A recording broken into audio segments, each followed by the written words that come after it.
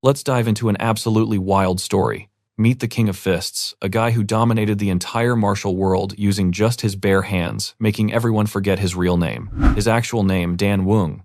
But right now, this absolute beast is completely covered in blood. A mysterious group of assassins just ambushed him. Even half dead, he still managed to massacre almost every single one of them. Only 2 guys are left standing, watching from the cliff above. Dan admits they look insanely skilled, and wonders where they even came from. But honestly, it doesn't matter anymore. The King of Fists ruthlessly kicks a dying assassin right out of his way. When that pathetic guy begs his so-called sword demon boss for help, he gets sliced in half. Zero hesitation. Dan watches the man murder his own ally without blinking. That tells him everything this guy fights totally dirty. Seeing the cruel symbol on that sword, Dan instantly recognizes them. They are from the demonic faction. The sword demon smirks, acting super impressed that Dan actually managed to survive this long. Dan tells him to shut his mouth, declaring he will crush him in just 10 strikes. The demon calls him arrogant, ready to test if the King of Fists is actually legit. Dan easily dodges the demonic blade instantly, closing the gap to land a devastating punch right in the gut of the sword demon. That right there, strike number 1. He follows up with a brutal barrage, landing 9 heavy hits in total. But wait, something feels totally off. His punches are missing the vital spots completely. That is when he realizes somebody is actively restricting his physical movements. Now watch closely. The second enemy up top had secretly wrapped nearly invisible threads right around the arms of Dan. Distracted by the trap, he drops his guard for a split second and takes a brutal hit.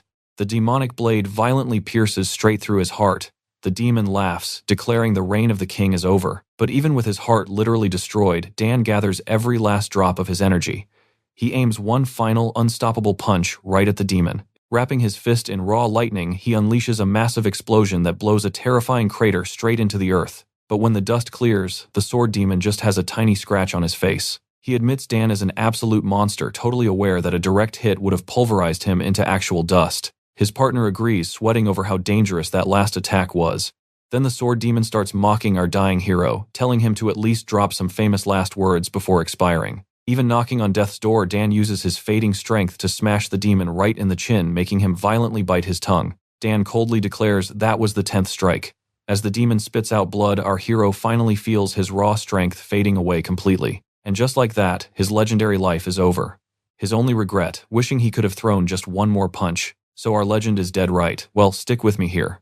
Meanwhile, on Mount Jiwa, a sickly man wakes up, grabbing onto his maid. He feels super weak and wonders if some crazy doctor miraculously cured him. Checking his own body, he realizes there is not a single scar left. His maid gently asks if the young master wants water. He nods, but being called young master feels super weird. He takes a sip, glances in a mirror, and realizes his face looks absolutely terrible. He instantly spits the water out frantically, rubbing his face to peel off whatever mask this is. But wait, there are absolutely no seams. The terrified servant runs to grab the doctor. Hearing her young master violently slapping himself inside, she assumes he has completely lost his mind. The King of Fists pauses. This kind of crazy magic cannot be the demonic faction. If they actually had power like this, they would have conquered the entire martial world already. So who in the world did this to his body? He tries to walk over to a desk with a book, but his legs are shaking like crazy. He feels incredibly weak, stumbling around like a newborn deer. He realizes this new body is completely useless. The book on the desk belongs to the Yuna Merchant Group, a massive organization on Mount Jiwa.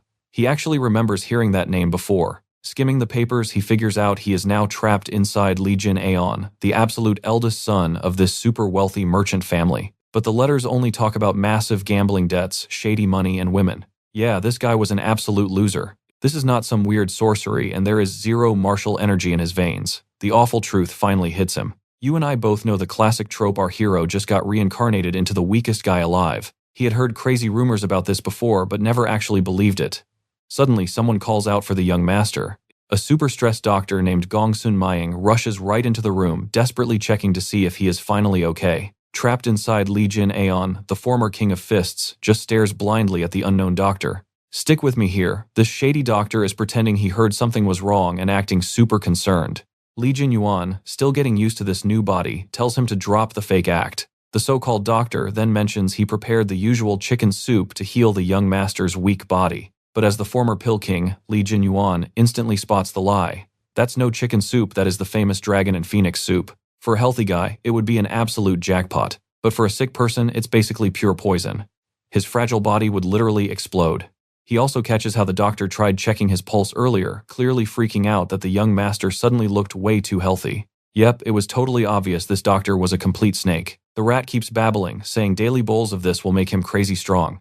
Strong as a martial artist even, maybe strong enough to enter the upcoming Dragon and Phoenix tournament. Li Jinyuan casually asks which tournament number they're on. The rat hesitates, guessing it's roughly the 200th edition. The young master just nods flatly, stating he isn't hungry right now. He orders him to drop the bowl and get out so he can rest. Now pay close attention. Alone in his room, he realizes the 200th tournament means he hasn't been dead long.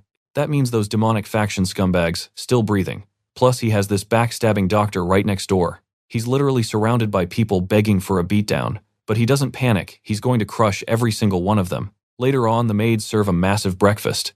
They are absolutely stunned he's eating this much, considering he used to survive on plain porridge.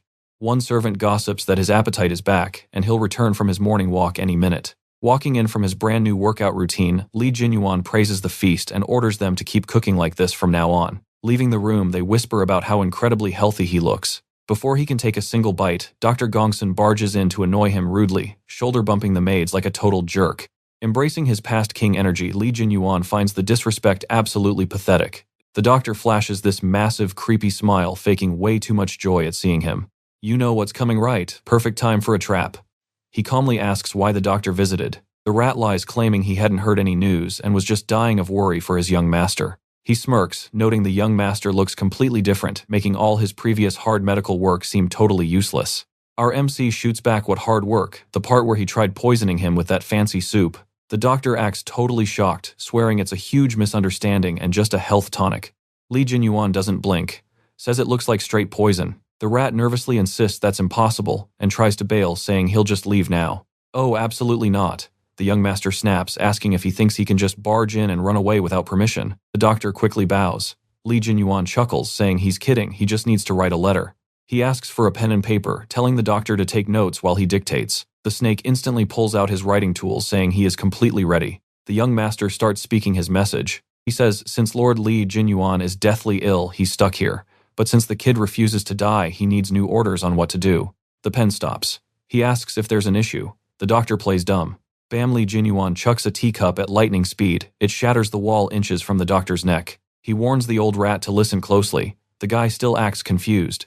So our MC breaks down the soup trick step by step. He explains again, great for healthy guys, deadly for the sick. Something a real medical expert would obviously know. He asks the snake if he really thought his sneaky pulse check and nervous sweating went completely unnoticed.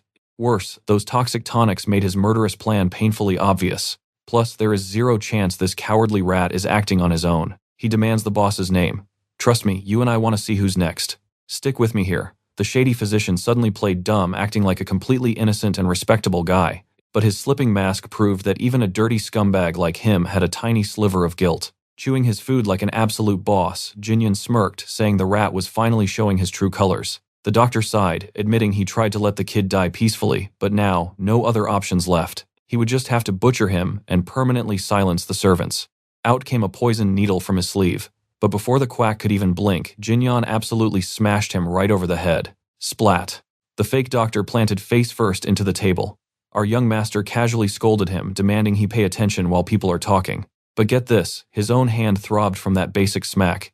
He instantly realized how pathetically weak this new body truly was. The verdict was simple.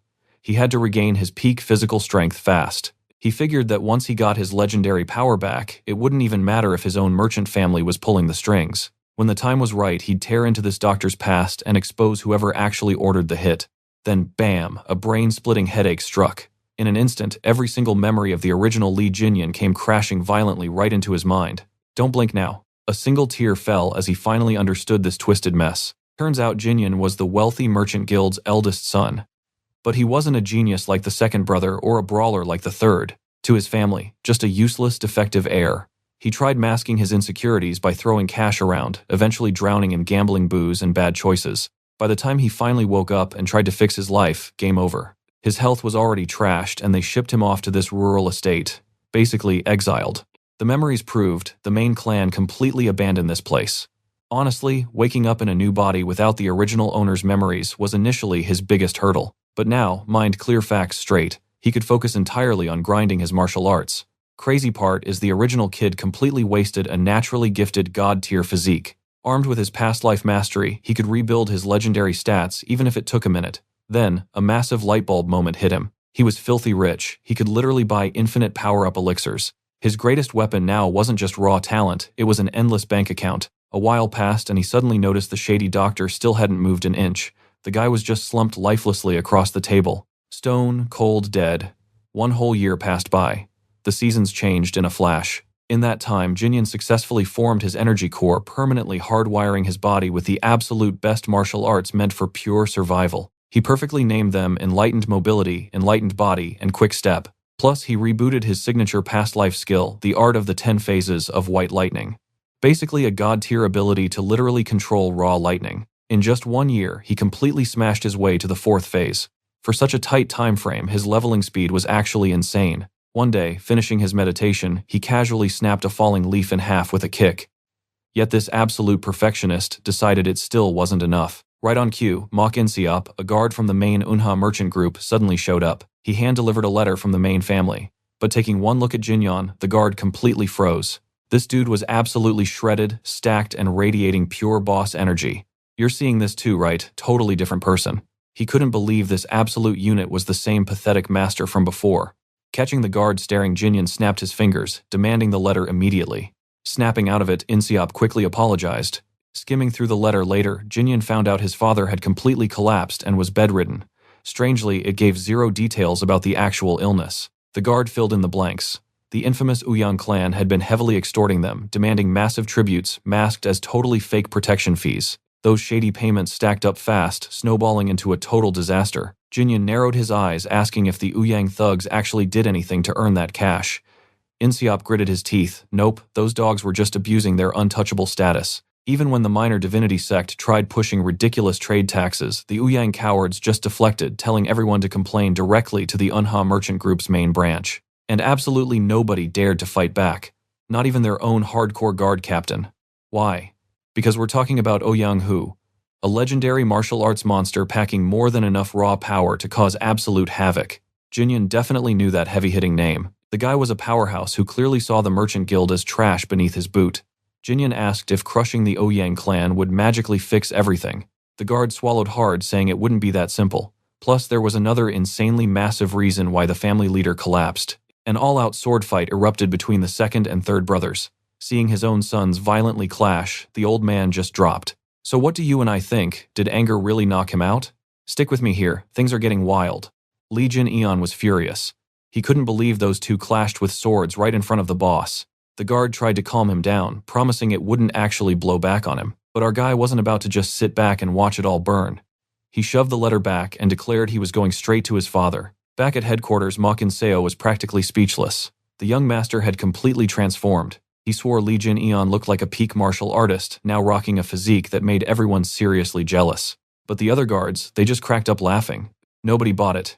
The infamous trash of the family turning into a real warrior, yeah right, totally impossible. They just kept mocking him. To them, the young master was a total scoundrel who only cared about booze and chasing girls, nothing more. One guy even joked that if he wanted to lie, he really needed to try a little harder, because claiming the vice captain had a secret mistress would honestly be way more believable. Bad timing. The vice captain Han Yop popped up right behind him and calmly clamped a hand down hard on his skull. He asked if the young master was really fully recovered, mentioning the kid always had a pretty solid build. He just never knew how to use it, all while squeezing the absolute life out of that loudmouth guard's head. Then he casually asked Mok In-seo when exactly the young master planned to come back home. Mok In-seo wasn't entirely sure. He only knew the boss was planning to return in person. Speak of the devil. Lee Jin-eon strolled right in, and Han Yop immediately barked at everyone to bow down and show some respect. One guard quietly complained, wondering why they had to act so formal for a totally useless guy. The vice captain snapped back. Useless or not, that man paid their wages, so they better shut their mouths. Now pay attention, this is big. Arriving at the main house, he was blown away. In his past life, this merchant group was just a rumor, but the reality, stunning. It felt like a completely different world. He realized the original owner of this body hit the absolute jackpot. Born with the ultimate silver spoon. He told his escorts to go get some rest. He was heading straight to see the big boss, his father. He did wonder where his welcome party was, though. Right on cue, the main house guard squad rolled up to greet him. The vice captain welcomed him back straight up, admitting the guy looked completely unrecognizable now. He added it was a huge relief seeing him healthy. Guards whispered, calling the vice captain a total pushover. The old Lee Jin-eon treated him like garbage, yet here he was still acting all polite. They all braced themselves for another round of brutal mockery. But shocker, Lee Jin-eon actually bowed back. He genuinely thanked the man for the warm reception, leaving everyone utterly confused. Was Ma Kin-seo right? Even the biggest haters had to admit something felt really strange. Han Yop smiled, noting the young master finally felt like an ally, not a threat. He then led the way to the father's place, saying they were already expecting him. Mid-walk, an annoying mocking voice echoed out. If it isn't the family's biggest pervert, Lee Jin-eon, who else could it be? Enter Lee Ja-eon, the arrogant third son of the family. He sneered that his brother's new serious face was cute, then reached out to aggressively grab his shoulder, just to provoke him. I know what you're thinking. The poor guy is about to get humiliated the second he gets home, right? The vice captain panicked and quickly tried to step in and stop the fight. He tried playing peacekeeper, saying everyone was just emotional after such a long time apart. But Lee Ja-eon snapped. Who gave someone permission to touch him without asking smack? He violently slapped the vice captain across the face, handling it himself. And instantly, Lee Jin-eon delivered an absolute beast of a slap right back, blasting his little brother completely into the dirt. The third son just lay there completely stunned. What just happened? Lee Jin-eon smirked, saying he'd been waiting for this all day. Time to finally repay all those lovely little childhood favors. Then he clamped down on the kid's shoulder, so hard the arrogant brat started screaming in pure agony. The kid screamed, asking if he was insane. Our MC leaned in. No, insane is how you treated me. Call me older brother and show some respect. Right on cue, the second son strolled up, drawn by all the loud screaming outside their father's door.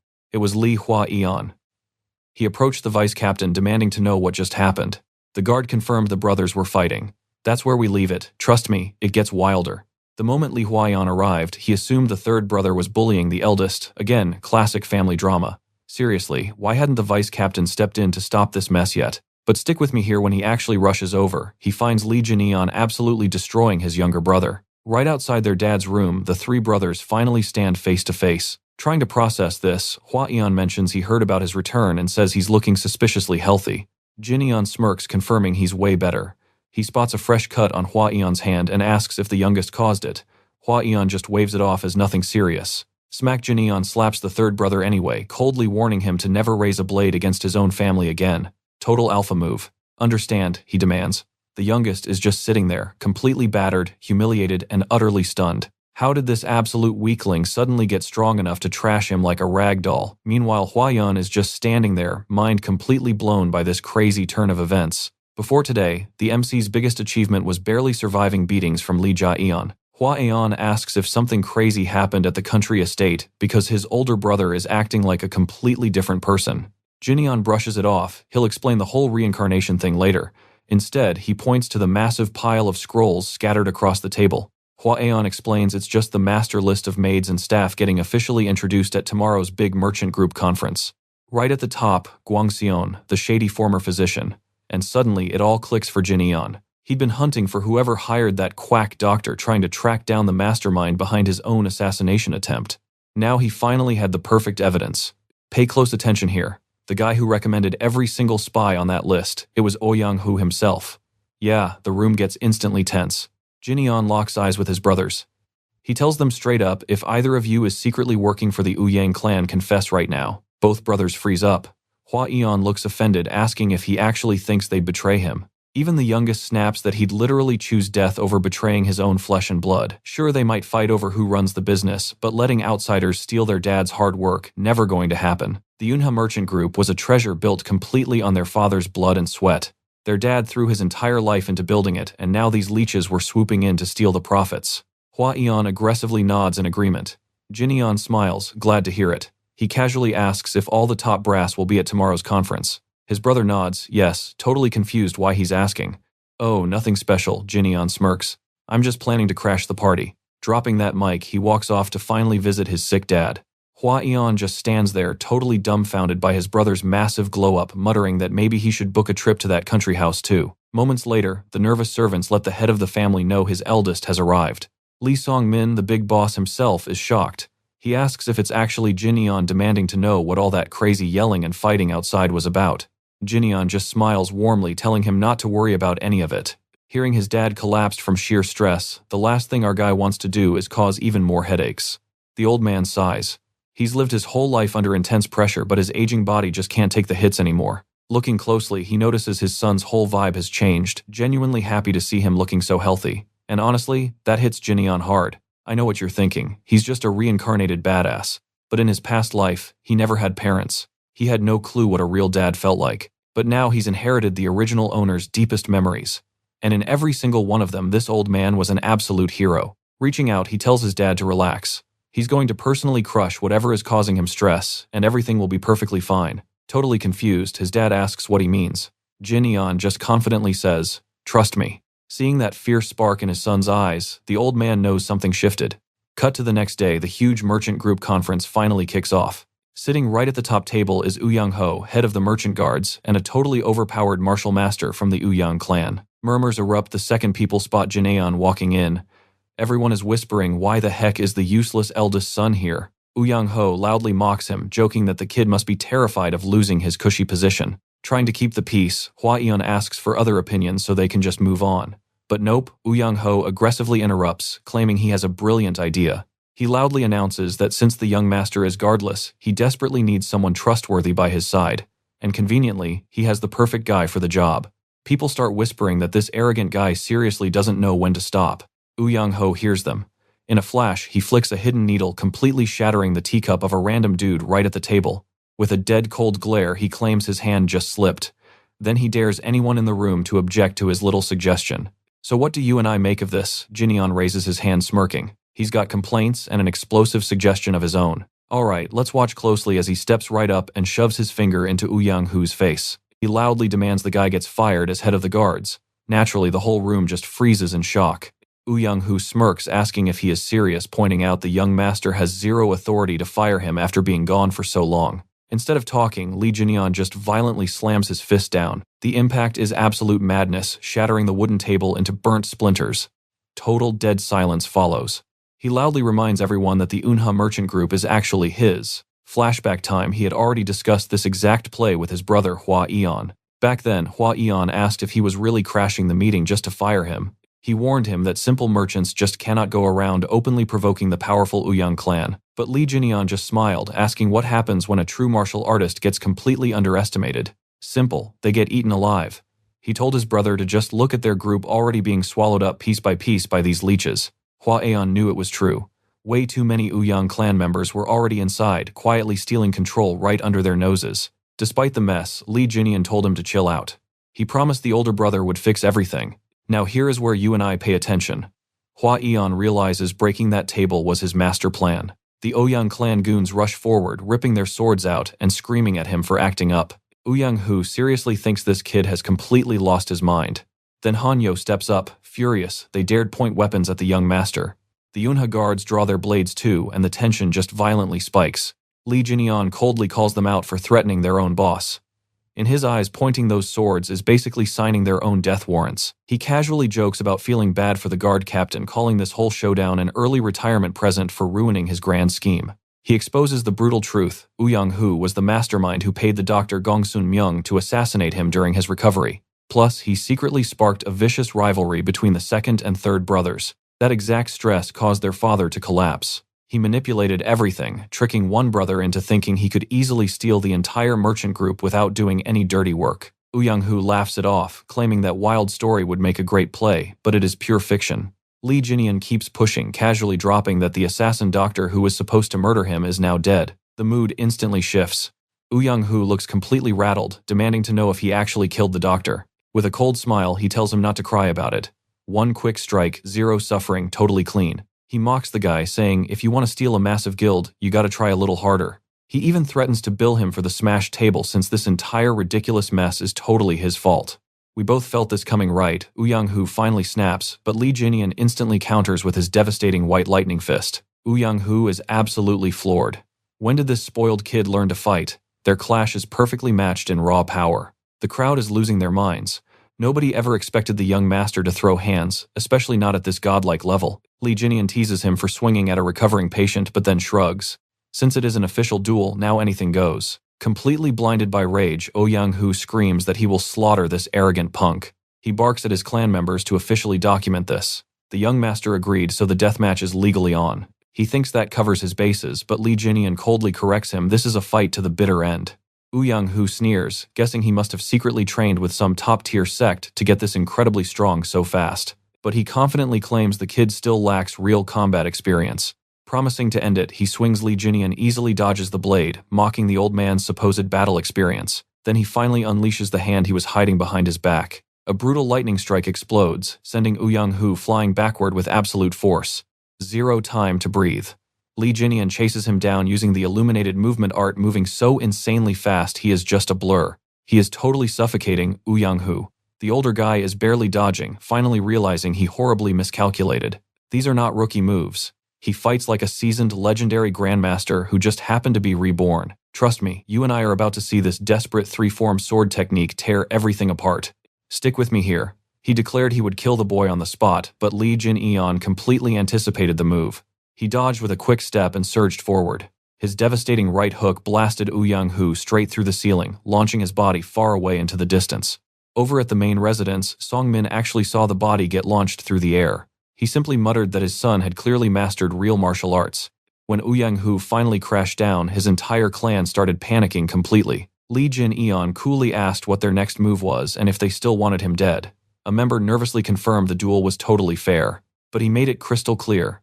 If the Ouyang clan kept whining and wanted revenge through more duels, the consequences would be infinitely worse from now on. The Yinhe merchant group would completely stop holding back against the entire Ouyang clan. Li Jinian smirked, saying it was fine. He honestly never expected them to drop their pathetic grudge. His rule was simple. Show him kindness, he pays it back. Show him hostility, and he returns the favor with interest.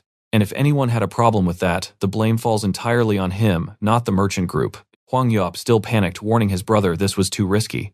Li Jinian smoothly replied, the group was his father's, and belonged to the loyal guards who took him in, plus the sweet servants who just loved seeing him eat well. The merchant group refused to be scammed by Ouyang trash anymore. If they got the message, they needed to pack up and leave. Everyone was fired. One of the guards left smiling, wishing him luck. Now pay attention, this is classic. Ma Cheon-il hyped up the win, but another guy panicked, warning they could get punished for watching. Li Jinian ignored the panic and just asked Hwang Yop for an elixir. Since he was taking all the blame, getting some healing support was only fair. Hwang Yop agreed instantly to brew a top-tier tonic. He was about to be swamped buying elixirs and hiring brand new guards. That was exactly when Li Jinian casually dropped that he already had recruits in mind. A few days back, right when he first arrived at the main merchant base, he had asked Hwang Yop if he had eaten yet. The loyal guard replied no, having worked straight since dawn without a break. Li Jinian actually noticed that dedication. Meanwhile, the Ouyang guards were feasting, partying, and dodging real work. That disgusted him. Freeloaders eating up their money. He decided right then to kick them all out, but he desperately needed solid replacements. Back in the present, he strolled into the absolute best place to find muscle. The second he walked in, some random guy mocked him, calling him the idiot heir of the Yinhe group. People started whispering. They thought he was dead, and openly mocked how much cash the rich fool would waste today. We have all seen this trope, right? He ignored the haters and walked straight into the tavern's private VIP pleasure room. A bouncer mocked his long absence, basically calling him a massive walking wallet who finally came back to spend. Li Jinian snapped at him not to touch his clothes, refusing to get dirty with pig grease, leaving the guard absolutely fuming. He confidently stepped into the room of Cheol Myung-ho, the poison fox.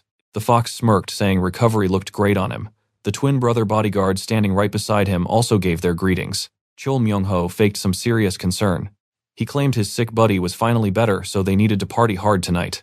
Li Jinian knew these guys were his childhood friends, but that friendship was built on brutal bullying and draining his wallet. Their exact definition of true friendship was wildly different, obviously. The fox kept grinning, claiming the young master could finally relax and have some fun. Deep down, though, he honestly believed Li Jinian was the easiest target to milk for cash. He hyped up a huge celebration for his return, but suddenly found it weird that the heir was acting so completely silent. Li Jinian was just internally debating whether to murder him right there. Honestly, the poison fox was completely useless to him anyway. But those twin thugs behind him, they did all the heavy lifting. Way too valuable to just leave rotting in this dump. So, straight to the point, Li Jinian demanded the vault key right away. Cheol Myung-ho looked confused, asking if he wanted money. Li Jinian nodded calmly. Yes, for now, just the cash. He tallied up thousands of silver nyang forced into casino investments plus crazy interest and straight-up extortion fees, meaning 100,000 nyang would be perfectly fair. Cheol laughed, calling him insane. Trust me, you will want to see what happens next. Let's dive right into the payback. The guy sneers, saying the vault holds way more than 100,000 yang jewels, gold, silver, and none of it is for our main character. He tells him to beg for a loan, questioning this sudden demand for the key. He laughs right in his face, saying Lee Jin-eon used to act like a totally clueless pig. Yet here he is acting tough and demanding the key. He asks if he even knows who he is messing with or if he just has a death wish. Getting nothing but silence, Cheol Myung-ho completely loses his temper. He barks at his massive guards to take Lee Jin-eon down immediately. But when one of the giant twins steps up and grabs him, he cannot even budge Lee Jin-eon an inch. Lee Jin-eon just sighs. He says he really tried to be nice about this, but since they rejected his kindness, they are getting pure pain instead. Boom, with one casual movement he tosses the first twin, sending him smashing straight through multiple solid walls. The second guy swings hard, but Lee Jin-eon easily dodges. Then he counters with a leg sweep so brutally fast that the guy's bones snap on impact. But get this, to Lee Jin-eon's complete shock, these absolute tanks stand back up. Broken bones, shattered ankles, and they still refuse to stay down. And that is exactly why he wants them on his team. They charge again, but Lee Jin-eon literally vanishes right before their eyes. He appears behind them, grips their bald heads and smirks, telling them they are way too talented to rot in a dump like this. Then crack, he slams their heads together, telling them to just take a nap. Now it is just him and his so-called buddy Cheol Myung-ho. And oh man, the traitor is sweating bullets. Approaching with a knife, Cheol Myung-ho mutters that he should have mentioned he was studying martial arts instead of math during his recovery. Lee Jin-eon just laughs, praising his quick thinking. Now watch this carefully. Cheol Myung-ho charges in, screaming that whoever lands the first strike wins. Yeah, nice try. He takes an absolutely massive, literal punch straight to the jaw. A hit so heavy the wooden table shatters entirely, and through the flying splinters, Lee Jin-eon grabs him, frying his whole body with the insane white lightning technique. He tosses the twitching poison fox onto the cold floor, telling him to snap out of it. Curled up on the ground, Cheol Myung-ho starts panicking. What on earth did this guy do while recovering? Was he secretly training like a beast? Is this all for revenge? The terrifying realization hits he might actually die right here. Desperate, he begs. He offers the keys, promising to give him absolutely everything, playing the classic childhood best friend card to save his skin. Lee Jin-eon just smiles warmly and agrees. Yes, of course, they are amazing friends. Cheol Myung-ho hugs him tight, faking the brotherly love. He laughs, saying violence is totally unnecessary between true friends. He even tells his twins to greet their new older brother and celebrate his wild transformation. Lee Jin-eon casually replies that, yeah, he really has leveled up a lot. But inside, Cheol Myung-ho is scheming. He figures the guy is just a gullible dog. Once they leave, he is grabbing the twins and running off to start another scam. But then Lee Jin-eon leans in. He asks if they are really friends for life and if he is absolutely sure.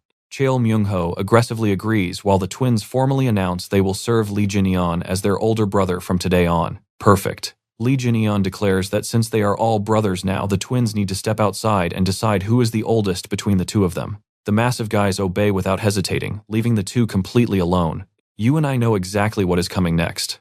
Once alone, Lee Jin-eon turns to Cheol Myung-ho to finally settle the score. He coldly states that this rat has profited way too much off innocent people. That is simply unacceptable. But do not worry, he is about to teach him proper manners. Shaking, Cheol Myung-ho begs him to just take the cash. He cries that he has been beaten enough, whining that stealing the twins too is basically sentencing him to certain death. Lee Jin-eon smirks, replying that then everything is perfectly settled.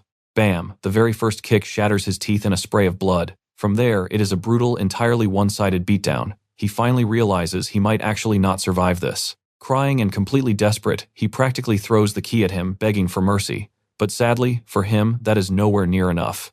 Lee Jin-eon chucks him out into the hallway. The worried twins ask if their old boss lost. Humiliated beyond belief, Cheol Myung-ho groans that yes, he lost. And from this moment on, Lee Jin-eon is their new older brother. Even though his pride is totally shattered, a small part of him thinks maybe it is better. The twins belong in a real merchant group, not rotting in this dirty casino. The two giants simply bow, thanking him for everything, and just walk away. Later, Cheol Myung-ho limps up the stairs, grumbling about those ungrateful bald heads. He crosses the main hall badly injured, while everyone aggressively gossips about his humiliating defeat. Seeing him so weak, several thugs surround him, deciding it is time to brutally settle some old scores. Totally defenseless, he closes his eyes. Sure, he is going to die tonight. But before a single punch lands, Lee Jin-eon steps right in and blocks the attack. He glares, mocking how none of these guys had the guts to face him earlier. But now they group up like absolute cowards just because the guy is severely injured. Trust me, you have got to love this guy. He declares they must go through him first while casually ordering the twins to keep collecting everything. Watching this, Cheol Myung-ho thinks that idiot is acting way too cool. Thanks to that little stunt, he strolled right out of the bar without taking another hit. As they left, those twins actually thanked Lee Jin-eon for helping their brother Cheol Min-ho. After all that madness, they still called him brother, carrying those heavy boxes in total silence. Stick with me here because you and I are probably wondering the exact same thing as everyone else.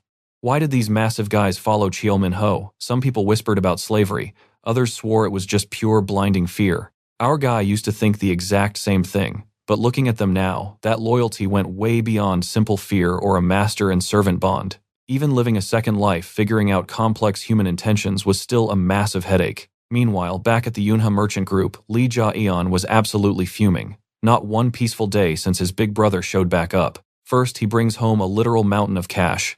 Then he randomly drags in two giant dudes. He was seriously tired of this guy. Suddenly, a huge commotion erupted outside. Horses pulling multiple heavy carriages fully loaded with mysterious goods. Hwa Eunwol started directing the chaos, while Ja-eon just stared completely confused. These were incredibly rare ingredients for top-tier elixirs. Right on cue, Seong-min stepped up proudly, announcing he was the one who ordered the entire stash. Hwa Eunwol blinked, asking if he was really healed enough to be walking around. Seong-min brushed it off, feeling great. But Ja-eon had to ask the real question: why hoard so many high-level elixirs? He figured nobody could consume all that alone. Maybe he would finally get a share. Nope. Seong-min made it painfully clear every single drop was for the older brother. Completely stunned, Ja-eon asked if he was serious. There were enough raw ingredients here to brew an absolute ton of potions. But Hwa Eunwol broke it down simply. One single elixir cannot magically rewrite destiny. Considering the fortune they just blew dealing with the Uyang clan and the Smiling Immortal sect, this investment was barely scratching the surface. Song-min revealed he had fired off emergency letters to branch leaders and old buddies, claiming they desperately needed elixirs to survive a massive crisis threatening the entire merchant group. If the group falls, everyone loses money. Naturally, the merchants panicked and delivered immediately. Since he was the idiot who hired Oh Young-ho, he was taking full responsibility to fix his massive screw-up. Vice Captain Han nodded, praising the move. With this support, the first young master was guaranteed to become a legendary martial artist. You and I can definitely feel Ja-eon's pain here. Meanwhile, Seong-min excitedly declared that this was the absolute perfect chance to spend his entire life savings. Later on, a totally depressed Ja-eon trained furiously. He even asked his dad for an elixir, but Seong-min just coldly questioned if he actually needed one. So now he was smashing training dummies, complaining that no matter where he went, it was always Jin-eon this, Jin-eon that. He gained absolutely zero respect. The blatant favoritism was crushing him. He genuinely wondered what insane miracle had blessed his brother, but totally skipped over him. Suddenly, a massive, heavy sound started approaching him. It was Jin-eon tearing past him like a literal freight train on a morning stroll. Except his stroll involved sprinting while dragging a 1-ton boulder. Ja-eon froze completely dumbfounded. In what world is that a casual morning walk? His naturally gifted brother had decided to start grinding like an absolute beast, leaving him entirely in the dust. Frustrated, he practiced until sunset. He tried mimicking the epic moves his brother used against Uyang-ho, but the technique made absolutely zero sense to him. He muttered angrily, calling him a total bastard. Now watch this hilarious sibling dynamic. Jin-eon suddenly asks who he means, making a terrified Ja-eon swear he was not talking about him. Sweating, he asked about the boulder walk. Jin-eon calmly said he finished, then told his little brother that if he wanted to train, he needed to do it right. He casually tossed the sword over and ordered him to replicate the exact technique used on Uyang-ho. Ja-eon unleashed the strike perfectly, piercing straight through the wooden dummy. At least that is how he felt. But Jin-eon just sighed, calling the attack incredibly sloppy. Annoyed, Ja-eon asked why he was being so critical, but as he turned, a massive punch flew at his face. He barely raised his sword to block it. Jin-eon coldly explained that after such an obvious attack, a simple feint would totally destroy him, closing the distance in half a second. Ja-eon could barely even react, scrambling backward and throwing up clumsy, disorganized blocks. Under immense pressure, he yelled out, asking why they were suddenly fighting to the death. He begged him to just talk it out calmly, but he quickly realized Jin-eon was not listening at all. He was dead set on showing the massive gap in their power levels. Desperate, Ja-eon charged forward with his blade, trying to actually duel. But Jin-eon had completely vanished from his sight. Gone in a blink. Wild, right? You and I are jumping right back in. He appeared behind him, calmly explaining that when someone is cornered, they always play their ultimate card. The next punch, absolute heavy artillery. It packed enough force to literally kill Lee Ja-eon, but stopped exactly 1 centimeter from his jaw. The younger brother fell backward, absolutely terrified, totally convinced his life was over. But Lee Jin-eon just casually noted that thrusting attacks hit way less often than slashing ones. Plus, he pointed out that Hu and his three-form sword art was a super lethal technique. He had to be extra careful using it. He won because he moved lightning fast with 0 openings. Internally, he laughed. Back in his past life, a guy like Hu would not even have the time to draw his sword. But right now, this new body was not even 25% of what he used to have back when he ruled as the King of Fists. Getting hyped over beating weaklings like Hu, total nonsense. There were monsters out there that even his peak self could not beat, and that had to change immediately. He swore to get way stronger than before. Right then, a servant popped up to announce he had some visitors. Li Jinyan told him he was wrapping things up and would be there in a second. Before walking off, he flicked his younger brother right on the forehead. Why? Just because the kid had actually called himself a bastard. Meanwhile, his visitors were outside gossiping, totally refusing to believe the crazy rumors about him. They swore he was just a lazy playboy who would never touch a day of martial arts training. Guang bragged he saw it himself. One drunk night near the casino, he spotted Li Jinyan leaving, but then he immediately turned around to puke his guts out and completely missed the rest. One of the girls pointed out that checking if he was still a total loser was exactly why they came. Now watch this closely. The door opened, and they instantly froze, staring at a massively jacked Li Jinyan flanked by the twins. She slammed the door shut in sheer panic. She asked the servant if that was really him or if the boss just secretly adopted a bodybuilder. The servant casually confirmed it was him. The woman rubbed her eyes, swearing she must be hallucinating from drinking way too much alcohol. Another guy called it total nonsense. The dude was way too huge now. Suddenly, Li Jinyan threw the door open again, making them all jump. He ordered his servant Mo Yang to take the twins straight to the dining hall and fetch them extra large bowls since they eat like monsters. She immediately said yes, young master, and guided the two out. Turning back, Li Jinyan politely welcomed his guests. He asked why they were just standing there, frozen, inviting them inside while they shook with fear. These guys were literally called the 4 heavenly kings of wine and women. First up was Simuk, a rising star in the Murim Alliance, then Gujarang, who always failed exams due to irritable bowel syndrome. Next was Guang, the youngest escort house heir, and finally Li Jinyan himself. They all met up today just to check if the wild rumor about their naive friend changing was true. They sat down to eat in total silence. Li Jinyan sighed internally. Here he was again with his self-proclaimed buddies. I know what you are thinking. Kings. He remembered drinking and chasing girls with them using some ridiculous title he could barely even recall now. Gujarang broke the silence, asking if he was actually okay. He looked way past recovered. He looked terrifyingly intense. Guang stared at his massive arms, demanding to know how he got so jacked.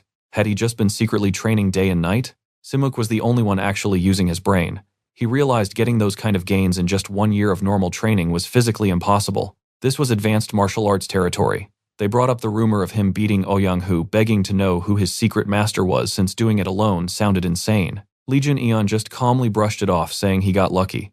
Simuk laughed, saying it sounded like a classic Murim novel, where the main character randomly gets enlightenment. Suddenly, Li Jinyan looked dead serious. The old him, completely dead. He announced his future plans. He had major scores to settle with the demonic cult, and he was going to build up the merchant group while preparing for war. Chasing girls, gone. He only cared about getting stronger now. His friends just stared completely baffled by his transformation. To them, this version of Li Jinyan was basically an alien. Simuk flashed back to a chat they had a year ago. He had asked if Li Jinyan was leaving to recover, hoping it would be a fresh start. Back then, the old Li Jinyan just looked depressed, calling it a forced exile because his father was so incredibly disappointed in him. Simuk had tried cheering him up, telling him to use the time to study and evolve. The old him just sadly wished he actually had the willpower. Snapping back to the present, Simuk proudly congratulated his buddy for actually pulling it off. The rest of the guys stayed quiet, still sweating nervously. But Li Jinyan smiled, confirming he was a new man and that this definitely called for a real celebration. Guang immediately acted tough, claiming he knew it all along. So what do you and I take away here? Even a former king realizes when he has found real friends to stand by his side. He totally admitted he had changed, asking how the rest of them were doing since they looked exactly the same. The whole group just sat there, completely awkward. Li Jin quickly changed the subject, raising his glass for a toast. But deep down, they all knew they were just frogs stuck in a tiny well. Let's dive into this. They finally realized one of their own actually climbed out to see the real world. Late that night, after tossing back plenty of drinks, the crew quietly headed out to avoid causing any stupid street drama. Guan joked that their most hopeless friend came back as a total boss. Yep, their carefree youth was definitely coming to an end. Sima felt super lonely, whining about wanting to go home early. But Guanhee immediately suggested hitting up the sweet perfume house first. Jiryang easily caved, saying if they were going, he was totally in. Meanwhile, back at the perfume house, the small divinity sect leader Yongjiang gets some breaking news. Young-hoo is completely dead.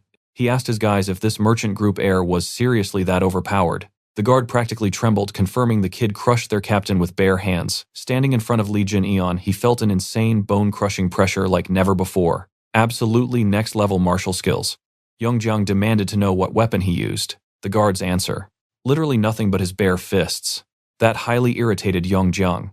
Losing to a young, unarmed martial artist, a complete disgrace for any self-respecting swordsman. The guard angrily pushed for revenge, but Young-jang shot it down. They weren't some cheap bandits. You do not take revenge for a fair open duel. But the guard kept pushing about honor and friendship. Watch closely. The guy raises his voice, Young-jang chops his head clean off flatly, stating he does not befriend corpses. Absolutely brutal right. The woman beside him froze, terrified and blood-splattered. Young-jang casually apologized to her, complaining the mess ruined his good drink. Then he just ordered his men to clean up the trash. Still, he made it clear. This was not over. He fully intended to settle accounts with that merchant group. One underling pointed out that the merchant group was totally disrespecting the small divinity sect. He nervously asked if they were just going to massacre everyone. Young-jang rolled his eyes. They could not just go slaughtering people like common street gangsters. So the guy asked if they would just let it slide. Right then, Lee Jin's friends, the 4 heavenly kings of poison, strolled into the perfume house, still loudly gossiping about his massive glow-up. Young-jang smirked, intentionally speaking loud enough for them. He loudly claimed he wanted the merchant group's cash.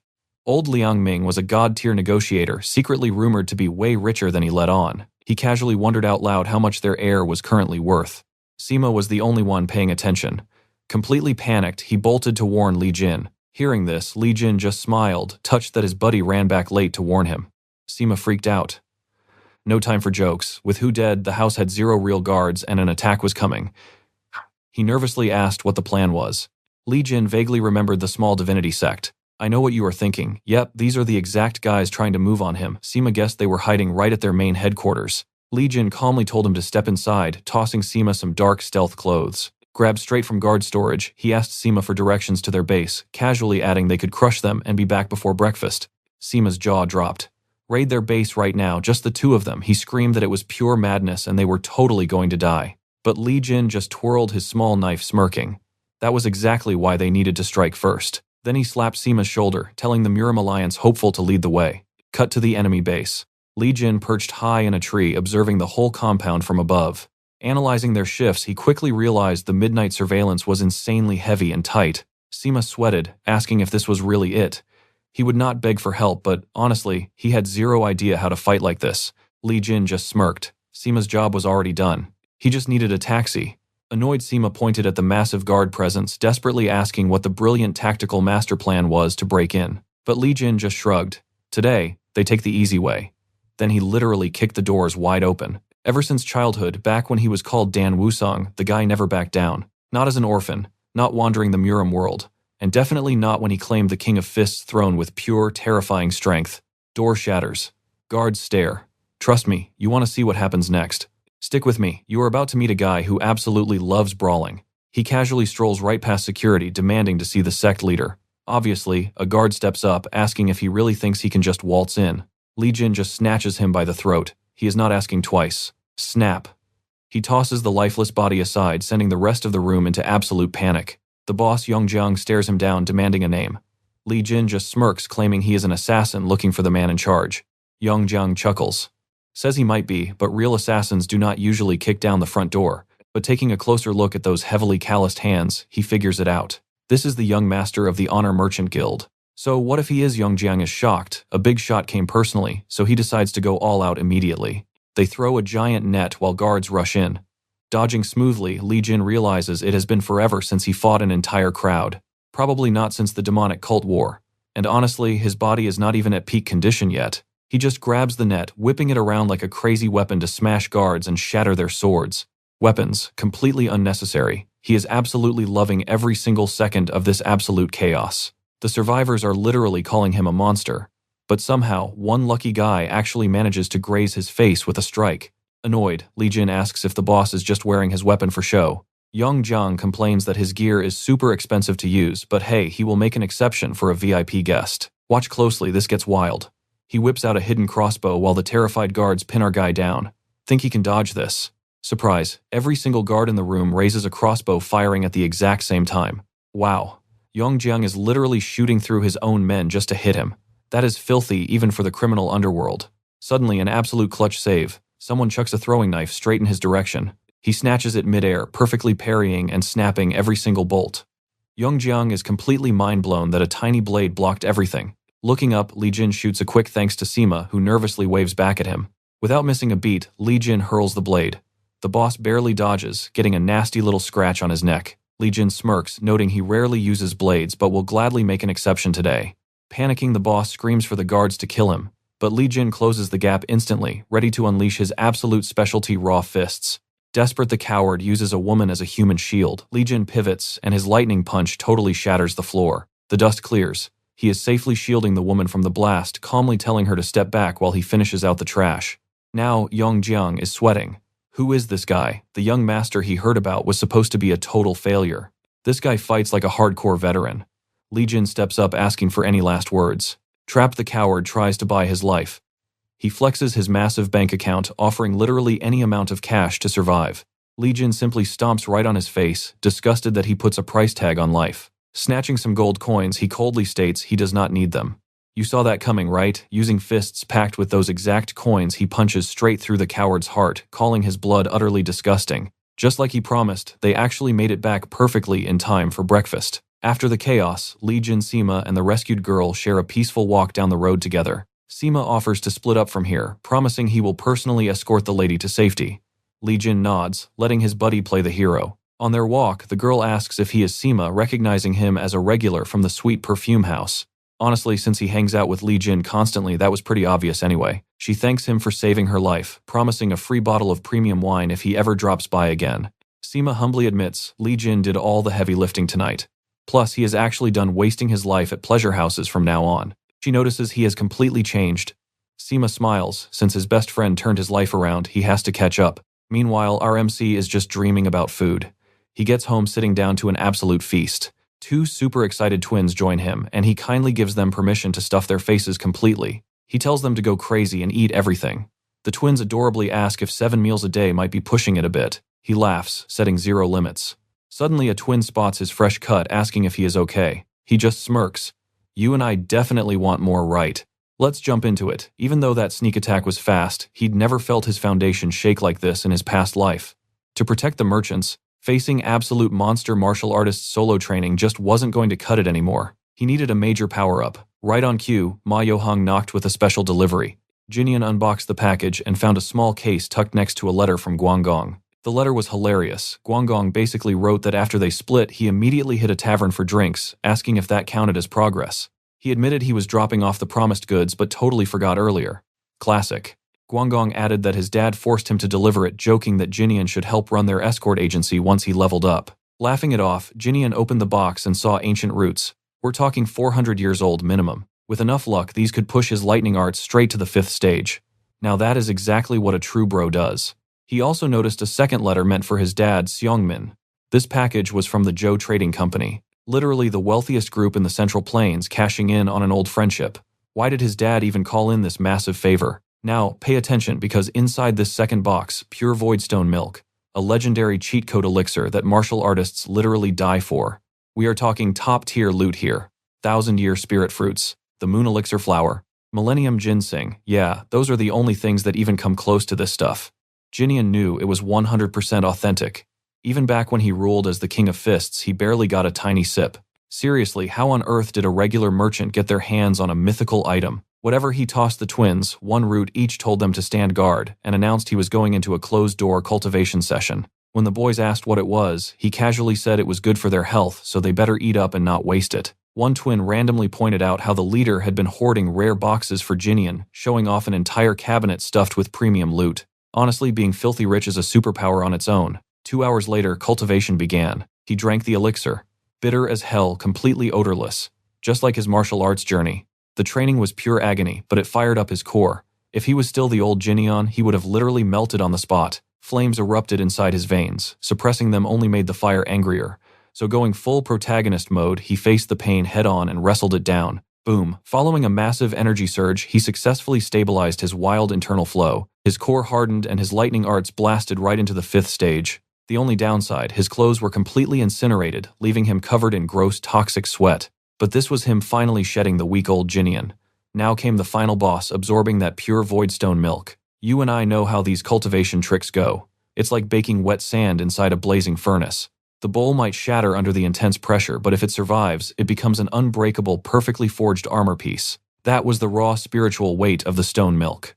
An absolutely crushing, overwhelming force slammed down on his entire physical body. He realized this was a brutal endurance test. Was he way too greedy, trying to gulp all that power at once? Probably, yeah. But backing down wasn't his style. If he could just tank this raw energy, his power level would completely break the ceiling.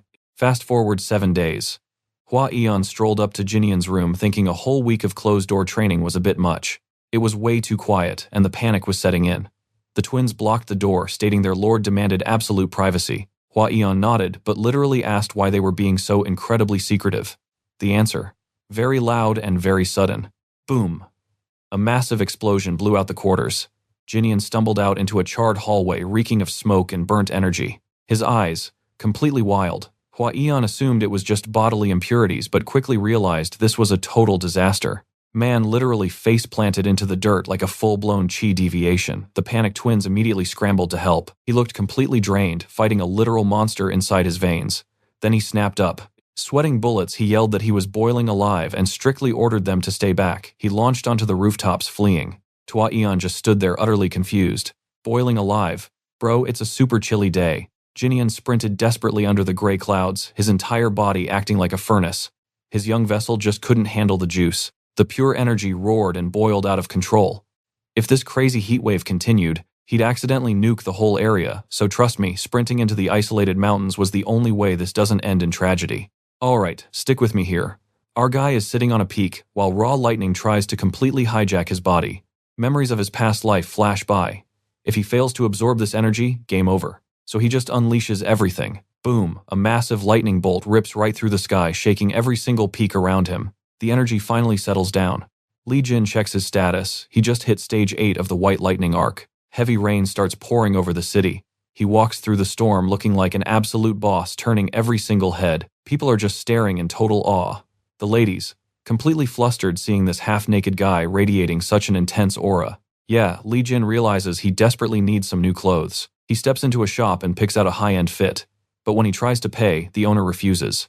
See, ever since he crushed the Wang clan and the small divinity sect street bandits basically vanished from the area entirely. Thanks to him, the local merchants and their kids can finally live in total peace. This was just their way of saying thanks. They even give him an umbrella. Li Jin takes it as a nice little thank you, noticing how incredibly relaxed the whole district feels now. He takes in the peace he actually created. Honestly, it does not feel bad at all. But of course, peace never lasts. Someone comes sprinting away from a huge gang and crashes right into him. It is his buddy, Cheol Myung-ho. He casually says it has been a while and asks to borrow the umbrella for the rain. Li Jin just sighs. He says Myung-ho has not changed one bit, still a busy little fox. Now pay attention here. Over at the Moyong clan assembly of emperors, the big shots are gathering. We are talking Dokgo Mayong, head of the Dokgo clan, and Moyong Bin, the Moyong patriarch, who is actually hosting this whole event. He brings up the very unfortunate incident with Wang Hu, who challenged some random merchant guy and literally died in the duel. Ouyang Sang is there too, the leader of the Ouyang clan and a core assembly member. Someone at the table speaks up asking, wait, was not Hu, one of their most experienced martial masters? Another guy points out he was harassing the merchants right before he died. Then a massive burst of laughter fills the entire hall. The guy cracking up is Namgung Wu, patriarch of the Namgung clan and head of the assembly. They call him the Blade Emperor. He claims this is way funnier than a comedy show. A veteran martial master getting completely wrecked by a simple merchant hilarious. Back outside, Li Jin is busy rescuing his dear friend Myung-ho. The gang leader demands they hand the bastard over immediately. He warns Li Jin to mind his own business unless he wants to get seriously hurt. Li Jin just asks who these absolute clowns are. Myung-ho explains, they are the troublemakers, literally the most notorious gang in the underworld right now. They work under the Crimson Reaper Alliance, and they are trying to take over the whole central district. Myung-ho says he was handling an auction. After checking the records later, he realized these absolute thugs had straight up robbed him. Li Jin ignores them, asking if Myung-ho has healed hands. Myung-ho says, luckily they still work. Then Li Jin turns to the Reaper thugs, noting they definitely do not look like locals. He says he will sort this out later once Myung-ho is fully recovered. For now, they can just get lost. I know you feel the tension here. They want to laugh at him, but no one dares to speak. Li Jin is radiating an absolutely crushing, oppressive aura. Still, the youngest idiot recruit steps up asking if he wants to die, and clearly having zero clue who he is facing. He points his finger right in Li Jin's face. Big mistake. Boom, a single punch connects, completely crushing the guy's skull on impact. His body goes flying backward, the rest of them paralyzed in pure shock. Li Jin casually mentions he is starving. If they want to fight, he will have to slaughter all of them right now because he is in a hurry. He tells them to run while he is feeling generous. They do not hesitate for a second and instantly sprint away. With that handled, Myung-ho begs him to buy a bowl of noodles. He says today he is not dying from getting beaten up but from starving to death. Li Jin just tells him to hey up. Myung-ho calls him unbelievably insane. Li Jin smirks, asking if he seriously only just realized that now. After finishing a bowl of noodles, Myung-ho finally feels alive again. He immediately starts roasting Li Jin, jokingly asking if a whole beggar's sect branch opened inside his stomach because he eats like a little bird. He adds that Li Jin has changed way too much, and nobody should evolve that insanely fast. But even while complaining, he orders 4 more bowls from the owner. He asks how the twins are doing, and Li Jin says they are training hard. So, what do you and I make of this? They are getting stronger, sure, but their appetite is absolutely absurd. Stick with me here. Li Jin casually reminded everyone he's loaded a detail Myung-ho completely forgot. Then Myung-ho begged him for martial arts lessons. He really wanted to know if he could finally crush the Crimson Reaper someday. He explained that this gang leader had an insane amount of goons. Whenever they fought, it looked just like a swarming beehive. Li Jin gave him a look, asking if he actually wanted to learn. Myung-ho was practically pleading. So Li Jin asked if he'd follow every single instruction perfectly. Obviously, the kid yelled yes. Without another word, Li Jin ordered him to bow right on the dirt. Myung-ho grumbled about the embarrassment, but did it anyway. He straight up threatened to throw a massive tantrum at the front gate if Li Jin refused. Then Li Jin grabbed his umbrella, doing one basic swing. He said that was it. Myung-ho stared, totally convinced this was some prank. A second later, the umbrella smacked his head and he was told to shut up. Li Jin clarified the umbrella was a gift, so he couldn't have it. His task: repeat that exact swing 100,000 times, then return.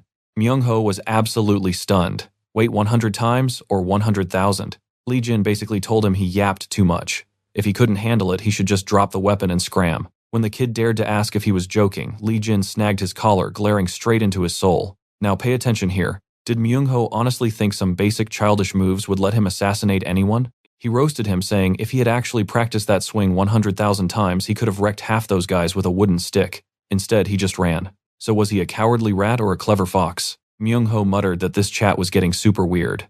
But Li Jin just sat down, telling him to learn his place while the rain finally slowed. Despite the attitude, Myung-ho obediently marched off with his umbrella, promising to follow the crazy orders. Watching him leave, Li Jin smirked. He really wanted to see if that punk would actually grasp the reality of this. Plus, he had promised to meet them earlier, and a man of his word always keeps his promises. Meanwhile, dead goons littered the floor right in front of the Crimson Reaper. Waking up to this bloody mess, he furiously demanded why Myung-ho had escaped. After getting the full debrief, he angrily asked if the merchant's son, one of the fox's little buddies, was the one who ruined everything. A terrified lackey swore it was true, adding that the kid was just absurdly strong and skilled. He even mentioned the wild rumors going around calling this guy the strongest fighter in the region.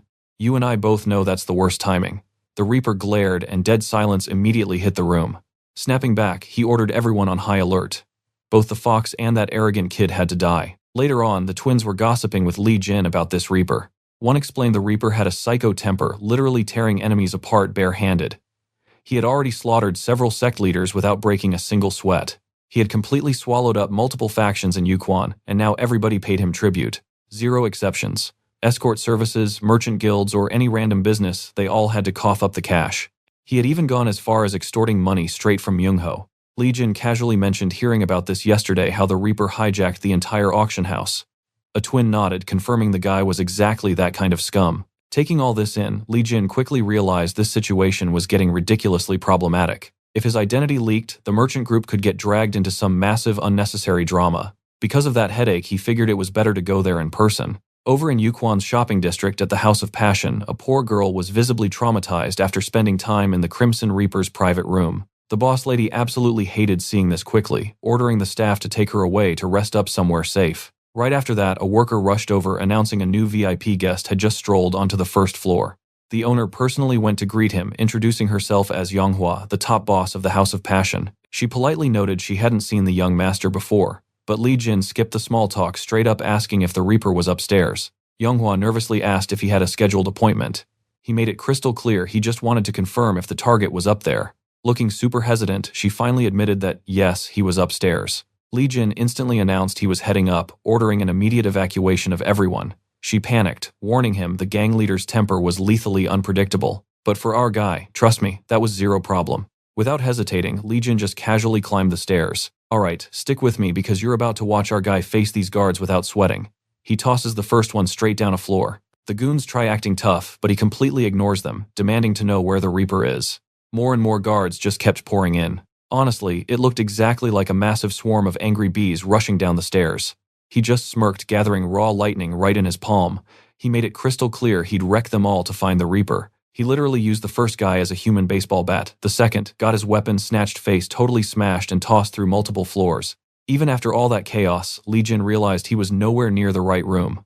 Time to just completely destroy everything in his path. Swinging that massive flail, he started smashing up corridors, crushing doors, and completely tearing through walls. After completely devastating half the building, he figured out a simple truth. The Reaper had to be waiting up on the next floor. Seconds later, the heavy guards protecting the Reaper's room got completely wiped out. And finally, Li Jin announced he found his target. The Reaper, totally annoyed by the loud noise, asked if he came to pay Mengho's debt.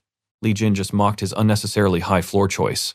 The entire path up there was completely soaked in blood, the blood of all his fallen subordinates. The Reaper smirked, asking if the long climb was exhausting and how he liked the bloody welcome party. Li Jin just shrugged it off. Stepping over trash on his way to the very top was basically his main specialty anyway. The Reaper immediately fired back, bragging that his own specialty was looking down on garbage. Hearing that classic villain speech, Li Jin thought this was exactly why he loved fighting underworld scumbags. Beating them into the ground felt incredibly satisfying. But then he noticed something far worse. Besides being pure evil, this Reaper guy had actually murdered the poor woman in his room. The scumbag casually claimed he just could not control his immense strength. For Li Jin, that completely crossed the line past any redemption. The only thing he truly deserved was death. The Reaper laughed, saying he absolutely loved seeing those hateful eyes.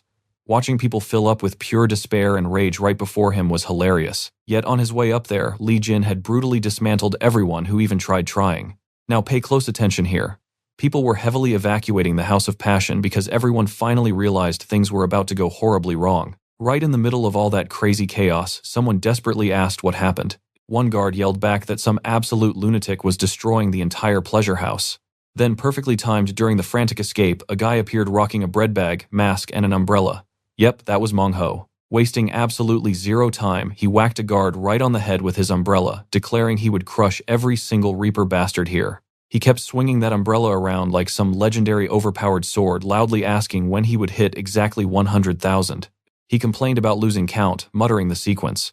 2,875, 2,876, 2,877. At that exact second, a massive explosion just ripped through the House of Passion, launching someone completely out of the building through the flying debris. The first guy sent absolutely flying was the Crimson Reaper.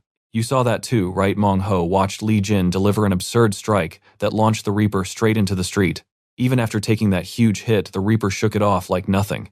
He grabbed a heavy flail and decided things were finally getting fun. He swung in brutal wide arcs, super heavy strikes that would absolutely kill Li Jin if they actually connected. But Li Jin stayed totally chill, dead stopping right in the middle of the attack. He literally snatched the flail's chains and yanked the weapon back. The Reaper was stunned. He could not figure out how a simple merchant group leader packed physical strength perfectly matching his own level.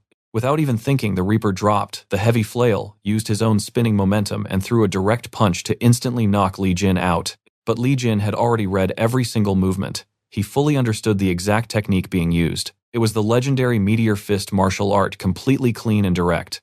Unfortunately, his opponent was the King of Fists. Li Jin didn't just block it. He casually shattered the Reaper's guard and landed a devastating blow into his ribs. The Reaper practically growled back, flexing that he also used fist techniques and wanted a real showdown. His muscles literally swelled up to double their size, launching the Meteor Fist again with insane explosive force. But raw weight means zero against Li Jin's flawless technique. He perfectly used the Reaper's heavy mass against him. He was violently slammed into the dirt again, totally baffled by the skill gap. Li Jin smirked, asking how the bottom looked.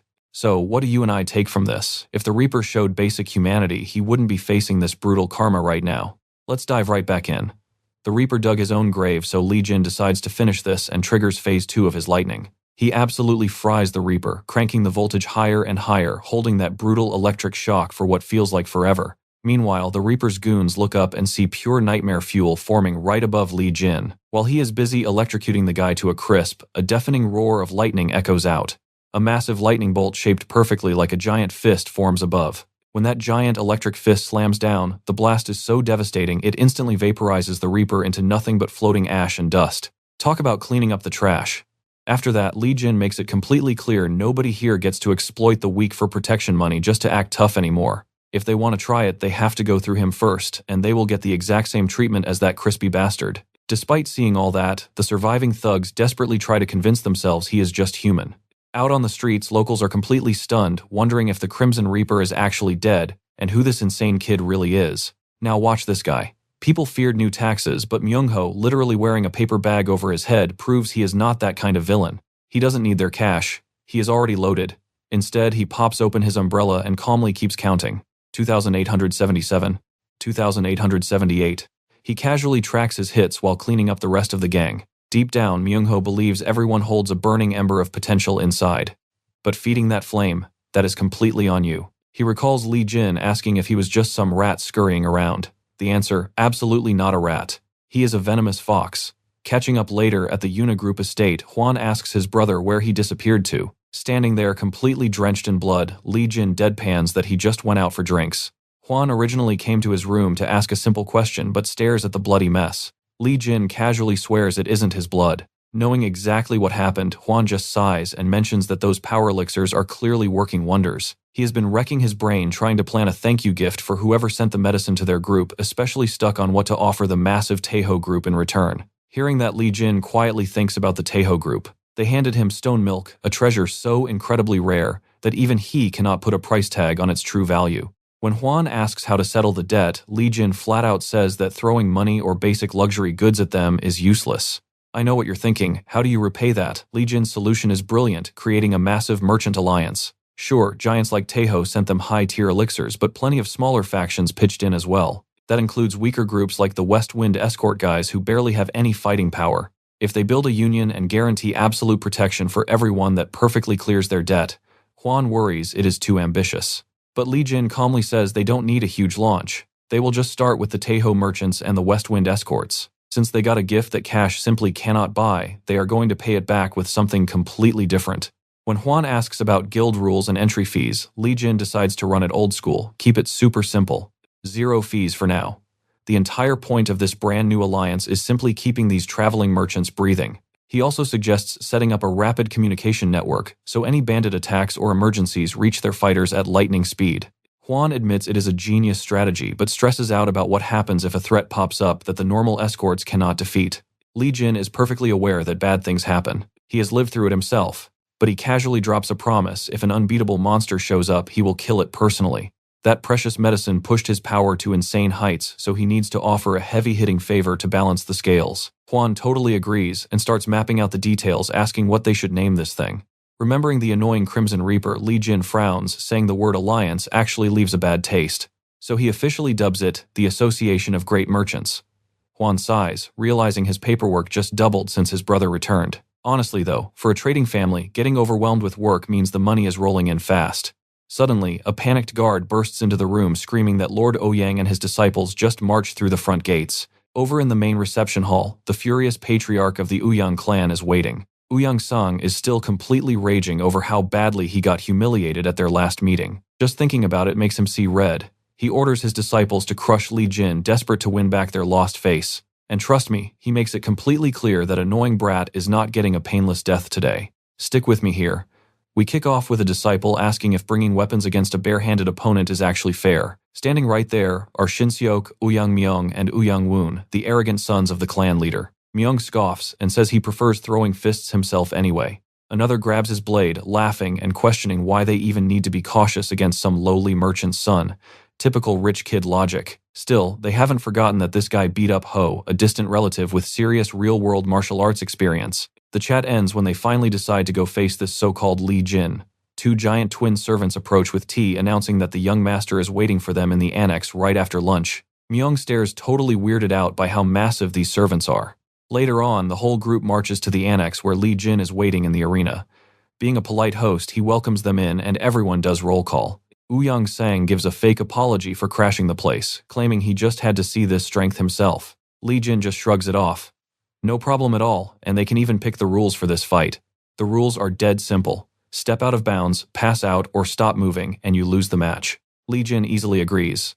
Now, pay close attention to this part because Myung steps into the ring first. Outside the ring, Sang is just waiting for the merchant boy to beg, but Myung suddenly feels a chill. This guy standing before him does not feel like a merchant, but a hardened, bloodthirsty warrior. He starts thinking that beating Ho definitely was not just dumb luck. Lee Jin asks if he plans to draw his sword, but Myung arrogantly snaps back that he fights his own way. In a split second, Lee Jin dashes forward. Boom, a clean punch straight to the face sends Myung flying across the arena, smashing right into the far wall. The peanut gallery is in absolute shock. Ouyang Sang gets so furious he literally crushes his teacup. Lee Jin casually sighs, saying he really should have used his sword and calls for the next victim. Woon tells the others to drag his brother away and steps up. He declares that after seeing that crazy punch he won't hold back at all and demands a real fight. He draws his blade and rushes forward with some genuinely impressive speed. Lee Jin notes, the kid is bold. Good technique, clearly born to be a swordsman. But get this, he starts parrying every single strike barehanded. He uses his palms to redirect the blade's flow effortlessly, guiding the razor-sharp attacks away from his vitals. Woon panics as his sword skills get totally shut down. That is when Lee Jin activates the 5th phase of White Lightning and the Roar of Lightning technique. A gigantic fist made of pure thunder crashes down instantly, knocking Woon out cold too. Shin Seok gulps, realizing the 3rd young master just got folded like a cheap lawn chair. I know what you are thinking. Quit while ahead, right? The bruised Myung begs to stop before they all get humiliated, but Shin Seok completely refuses to back down. He hops into the ring. He admits Lee Jin is an absolute beast with palm techniques, but says he simply cannot pass up this chance to fight. He respectfully asks for a duel. Lee Jin smiles, thinking he finally found someone with a working brain, and accepts. At first, the fight actually stays dead even perfectly, balancing raw strength and technique. Shin Seok then gets cocky, taunting him for only blocking, and unleashes his crushing Gale Palm, an ultimate move he believes is literally impossible to defend against. Well, funny enough, Lee Jin doesn't even bother trying to block it. He casually sidesteps, teasing that Shin Seok is decent but way too flashy. Right in the middle of that raging storm of strikes, he snatches Shin Seok by the leg. Using only his finger strength, he twists the guy's leg cheerfully, saying it was a really fun duel, young Master Shin. Then bam, he slams the guy's face straight into the floor, ending the match instantly. Myung watches in horror, realizing all 3 brothers just got wiped out. This situation has officially turned into a disaster. Lee Jin casually turns to the Ouyang leader, asking if playtime is finally over. But Lord Ouyang looks like he swallowed a lemon. Sang starts sweating. A mere merchant's son just swept his top fighters, proving this kid is absolutely far from ordinary. Throwing more Ouyang clan members at him would just be a total waste of time. If this goes on, the governing association won't just lose their pride, they are going to become the biggest joke in town. So Sang nervously suggests they take a walk.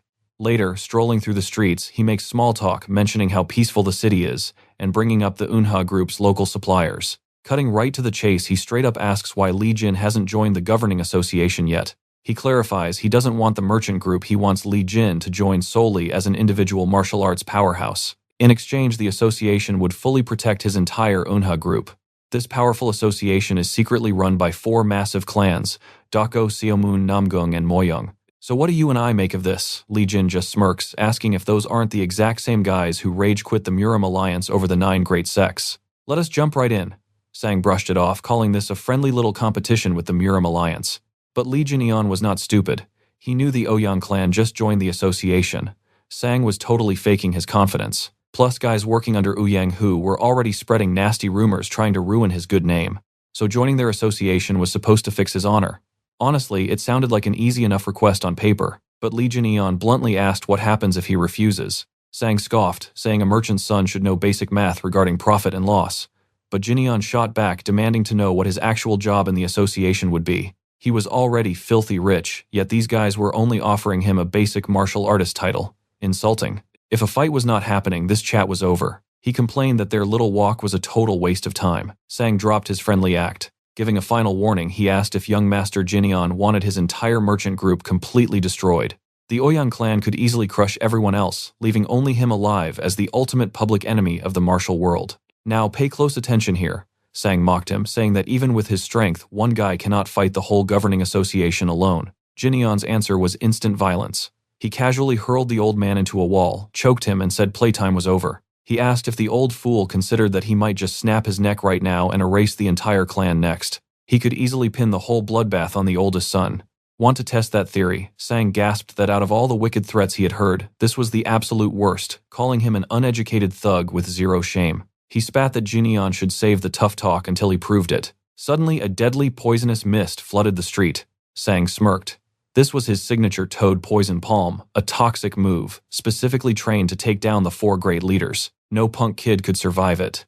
Except Jinion casually summoned literal lightning, burned the poison completely away, slammed Sang face first into the dirt, and brutally electrocuted him. Dropping him like trash, he sighed that Sang was way weaker than expected. Still killing him here guarantees public enemy status. He grabbed him again, asking if he actually grasped the chaos of the whole association hunting him. Trembling Sang muttered that Jinion would definitely lose in the end. Jinion just laughed. Oh, it would not go down like that. He promised to make Sang regret every single breath for the rest of his miserable life. Cut to later, the Ouyang clan goons were getting patched up by Unha medics at the main house. You and I both know who showed up next. Jinion marched in, dragging their patriarch by the hair and tossed him into the courtyard. Myong freaked out, asking what the young master was doing. Jinion told him to shut it unless he wanted Sang's treatment. Hu panicked, asking if his dad was alive. Jinion shrugged, saying he was breathing for now, then ordered Mujin to get a carriage ready outside. Hu desperately asked for a good reason behind this insane violence. Simple. He was threatened. They told him, if he refused to obey the Unha merchant group, would be completely wiped out, with him taking the blame. The disciples were absolutely stunned. Jinion casually announced he was heading straight to the governing association to report this mess, requesting a few guards as his personal witnesses. Shin was confused, asking if he even knew the location since they lacked a headquarters. The meeting spots were basically the great clan mansions, and the Moyang clan estate happened to be the closest one around. Jinion confidently stated that was his exact destination. He ordered his guards and the twins to stay sharp, ensuring these defeated goons did not try anything stupid. He would handle the daily business and report everything straight to the Murim Alliance while rolling over to the Moyang clan. Fast forward to the carriage ride. Inside sat Jinion, a couple of random guards, and Sang totally knocked out and tied up tight. Sang groggily woke up, demanding to know their destination. Jin-eon just grinned, telling him they were taking a trip to the Moyang clan. Coughing, Sang begged for water. One of the sketchy guards sneered highly, doubting the young master would allow such a luxury. Jin-eon fake pouted, mocking the guard.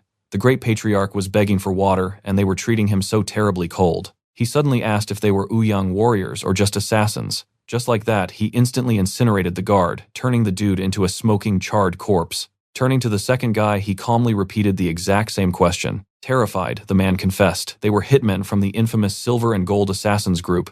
He was just a silver rank in their system. Jinion turned back to a terrified Sang, asking how much cash he blew on them. He gently reminded Sang his body parts were currently intact, so answering quickly was smart. Shaking, Sang confessed he paid 800 nyang per head. Trust me, big mistake. Jinion joked it was overpriced, implying that huge fee probably included Sang's own pathetic life. Let's jump right in. Our guy reveals the assassin boss actually sold him out to Ouyang Sang.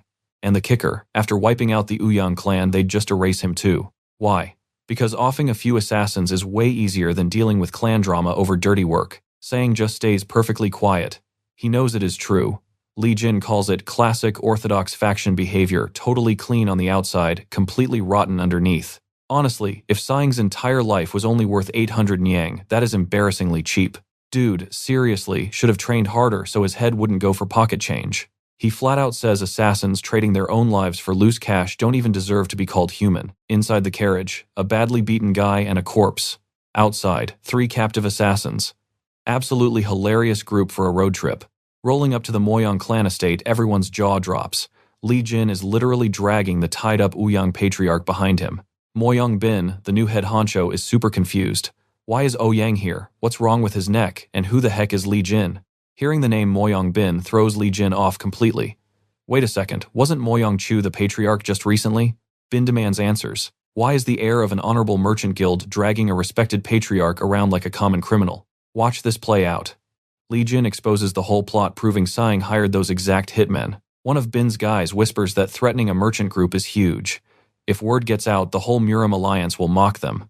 Bin cuts to the chase. What does Li Jin actually want? Is he scared of payback so he is snitching first? Li Jin just smirks and asks, "What would you do in my shoes?" Bin thinks it over. Honestly, if someone tried to wipe out his clan and frame him, he'd kill the guy instantly. But killing Sighing, that is tricky. The entire Ouyang clan and all of Murim would be breathing down his neck. Sighing, coughing up blood, yells that if the association hadn't mocked him, he never would have lost to some random merchant boy. He claims, getting humiliated in front of the other clan leaders forced him into this mess. Yeah, he is trying to pass the blame. Bin is totally done listening. Wamhee knocks Sang out completely cold. He firmly states that letting this absolute mess continue would be a stain on his honor as the new patriarch. He then orders the remaining 3 assassins to be dragged off to the dungeons. Bin officially apologizes to Li Jin. Their hospitality sucked, and the association shouldn't be dealing with total parasites like the Ouyang clan anyway. He quickly asks if he's leaving now or if they could at least grab a proper meal together. Li Jin smiles. Free food definitely makes this road trip worthwhile. Now put yourself in his shoes. Over dinner, Bin is still mind-blown that a merchant's kid soloed the entire Ouyang hit squad. He mentions how fast things escalated. Does Li Jin actually have a game plan for dealing with this massive political nightmare? Bin admits he can't straight up execute Sighing himself. But don't worry, he'll handle the garbage in a perfectly reasonable way. The master plan, hand him over to the Murim Alliance. Let that public hatred destroy the Ouyang clan from inside. The association takes a small PR hit, but in Jianghu, honor is absolutely everything. The other leaders will totally agree. Li Jin nods at the solid plan but then drops a super random awkward question. He asks if the former patriarch Moyang Chu formally retired at the Golden Basin ceremony. Bin sighs. Jianghu news travels slow. His father has actually been missing for a whole year. Li Jin freezes. Wait, missing? What do you mean? Bin explains they sent the main clan's top trackers after him, but nothing. The old man just vanished like a rebellious teenager. Li Jin's mind races. 1 year ago, that is the exact moment he transmigrated into this crazy world. This changes everything. It means around the time he died, Moyang Chu might have been killed too. He pushes further. Are there any whispers about his dad clashing with the dreaded demonic faction? Bin shuts that down. The demonic faction has been dead quiet for 20 years. If they returned, it'd be loud. Plus, why target his dad specifically? Li Jin remembers his own past life. He barely interacted with his killers before they struck either. They just materialized and ganged up on him. So he asks, could Bin's father handle multiple swordsmen at once? Bin looks proud. It would be a bloody fight, but he wouldn't go down easy. Li Jin asks the craziest question yet. Were those attackers immune to blades? Memories come flooding back. You know how insane this is. Those enemies literally survived a direct Phase 9 lightning breath hit. Even the legendary Crimson Reaper couldn't tank Phase 8. Given his crazy power level back then, ordinary soldiers brushing off that damage is completely unnatural. Those freaks had to be at the Iron Body tier or maybe even something way worse. Let's dive in. If these guys teamed up with that weird demonic sorceress, you and I both know only absolute gods could stop them. Searching for his dad or not finding any trace of that demonic faction, basically impossible right now. But why move now, and in total secret, they are definitely plotting something massive. Cut to that exact sorceress. She tells the Sword Demon they finally tracked down the Sword King. The demon instantly orders everyone to group up. Hunting season has officially begun. Meanwhile, back with the guys, Li Jin asks Moyang Bin to spill the details on the current status of all the legendary martial masters. Bin replies that the Blade Emperor is doing just fine. Suddenly, Wang Song starts yelling, completely convinced everyone is making fun of him. But honestly, the Blade Emperor is just having a massive laugh at his expense. Everyone else just looks super uncomfortable because the tension is heavy. It totally makes sense why the Ouyang Patriarch is furious. But the Blade Emperor, he literally could not care less about anyone's feelings. Haters get completely ignored. As for the Sword God, the latest rumor says he went into hardcore secluded training about 6 months ago. Then there is the Sword Emperor. Guy has zero fixed address and just wanders around, making him completely impossible to track down. Moyang Bin mentions he even reported the disappearance of Li Jin's dad, but got absolute silence back. The Sword King is semi-retired, just training his students, which only leaves the King of Fists. Rumor says his temper is absolutely brutal. Even Moyang Bin's dad struggled to handle the guy. No recent updates on his location. He might be out hunting for new disciples or just happily smashing some random underworld sect. Now pay attention here. Li Jin asks why this King of Fists is so notoriously hard to approach. The guy clearly does not make friends easily. Bin explains he loves beating up junior disciples from orthodox factions if they act too arrogant. He casually punishes demonic faction veterans for annoying him and straight up kills any unorthodox members he finds. Even the spoiled young masters of top-tier clans get face-slapped. But despite all that, the King of Fists is super fair with rock-solid morals. He challenges veterans to duels instantly. Deep down, he is just a pure martial artist to his absolute core. Bin says, based on his dad's crazy stories, the King of Fists has basically lived alone his entire life. Li Jin hints maybe he was not totally alone, but quickly plays it cool and just praises the food instead. Classic deflection. Bin asks if he is heading back to the merchant group. If he is free, he suggests they take a road trip to the Murim Alliance together. Fast forward to the next day at the Moyong clan estate. You saw this coming, right? Bin explains that with their testimony they can shape this case however they want. Conveniently enough, the Moyong clan delegation is returning from a mission, making it the perfect chance to travel together. He introduces Baek Hung Kyung from the Alliance. Sang gets an escort while these two just dash ahead using their insane mobility arts. Just before dipping out, Li Jin makes one final demand. He needs them to protect the Unigroup while he is gone. Bin smiles, telling him to relax. The Moyong fighters should already be there to guard the merchant group anyway. Li Jin thanks the patriarch for the favor, promising he will not forget this kindness. Oh, and those earlier assassins. He drops the name Silver and Gold Assassins, asking the Ruler Association to look into them immediately. If they track down the base, he will personally help destroy it. Bin confidently says that will not be too hard to handle. Li Jin then drops a bomb. He actually came ready for an all-out war with the Moyong clan. But since the patriarch played it smart, he can leave peacefully. He thanks Lord Bin again. Bin secretly thinks a merchant heir ready for battle is fascinating. 4 days of travel later, they finally hit their destination. Han Kyung quietly realizes this guy is just as silent as he is. Over several days on the road, they barely spoke. Just basic grunts about stopping, resting, and leaving. Right in the middle of town, Han Kyung bumps into some dude with a very gnarly scar. He instantly recognizes him a vicious bandit and totally wanted public enemy in the Murim.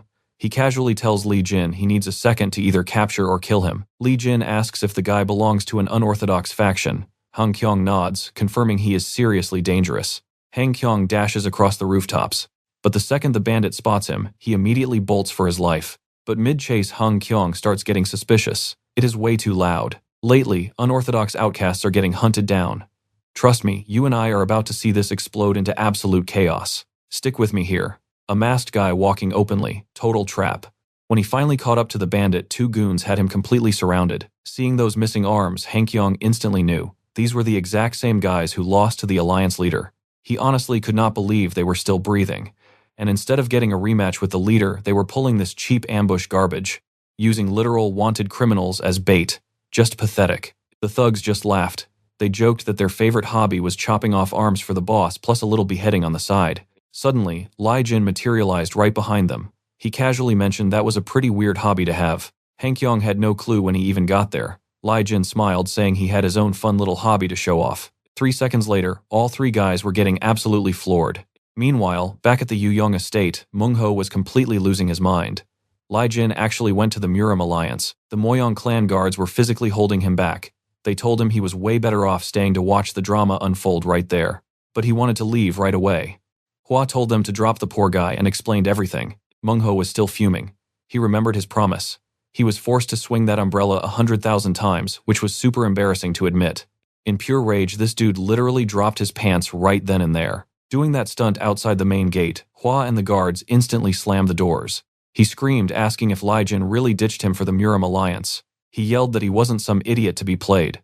Calling himself the Poison Fox, he swore he would just bust into the Murim Alliance head first without a second thought. We both know how crazy this sounds, right? But he literally charged off, aggressively swinging that umbrella 101,023 times. Back with Li Jin, that twisted bandit started talking trash. He mocked him, asking who was actually getting beat up today. He called him a stray mutt. Then he turned to Han Kyung, saying his trap worked, so he was dipping out because he had things to do. Li Jin roasted him. He asked if he was running off to use the bathroom like some perverted swordsman. Any healthy guy could manage that much. Then he calmly looked at Han Kyung. Was killing a wanted criminal allowed here? Han Kyung nodded. Any public enemy fully registered by the Murim Alliance could legally be executed right there on the spot. Li Jin loved that answer.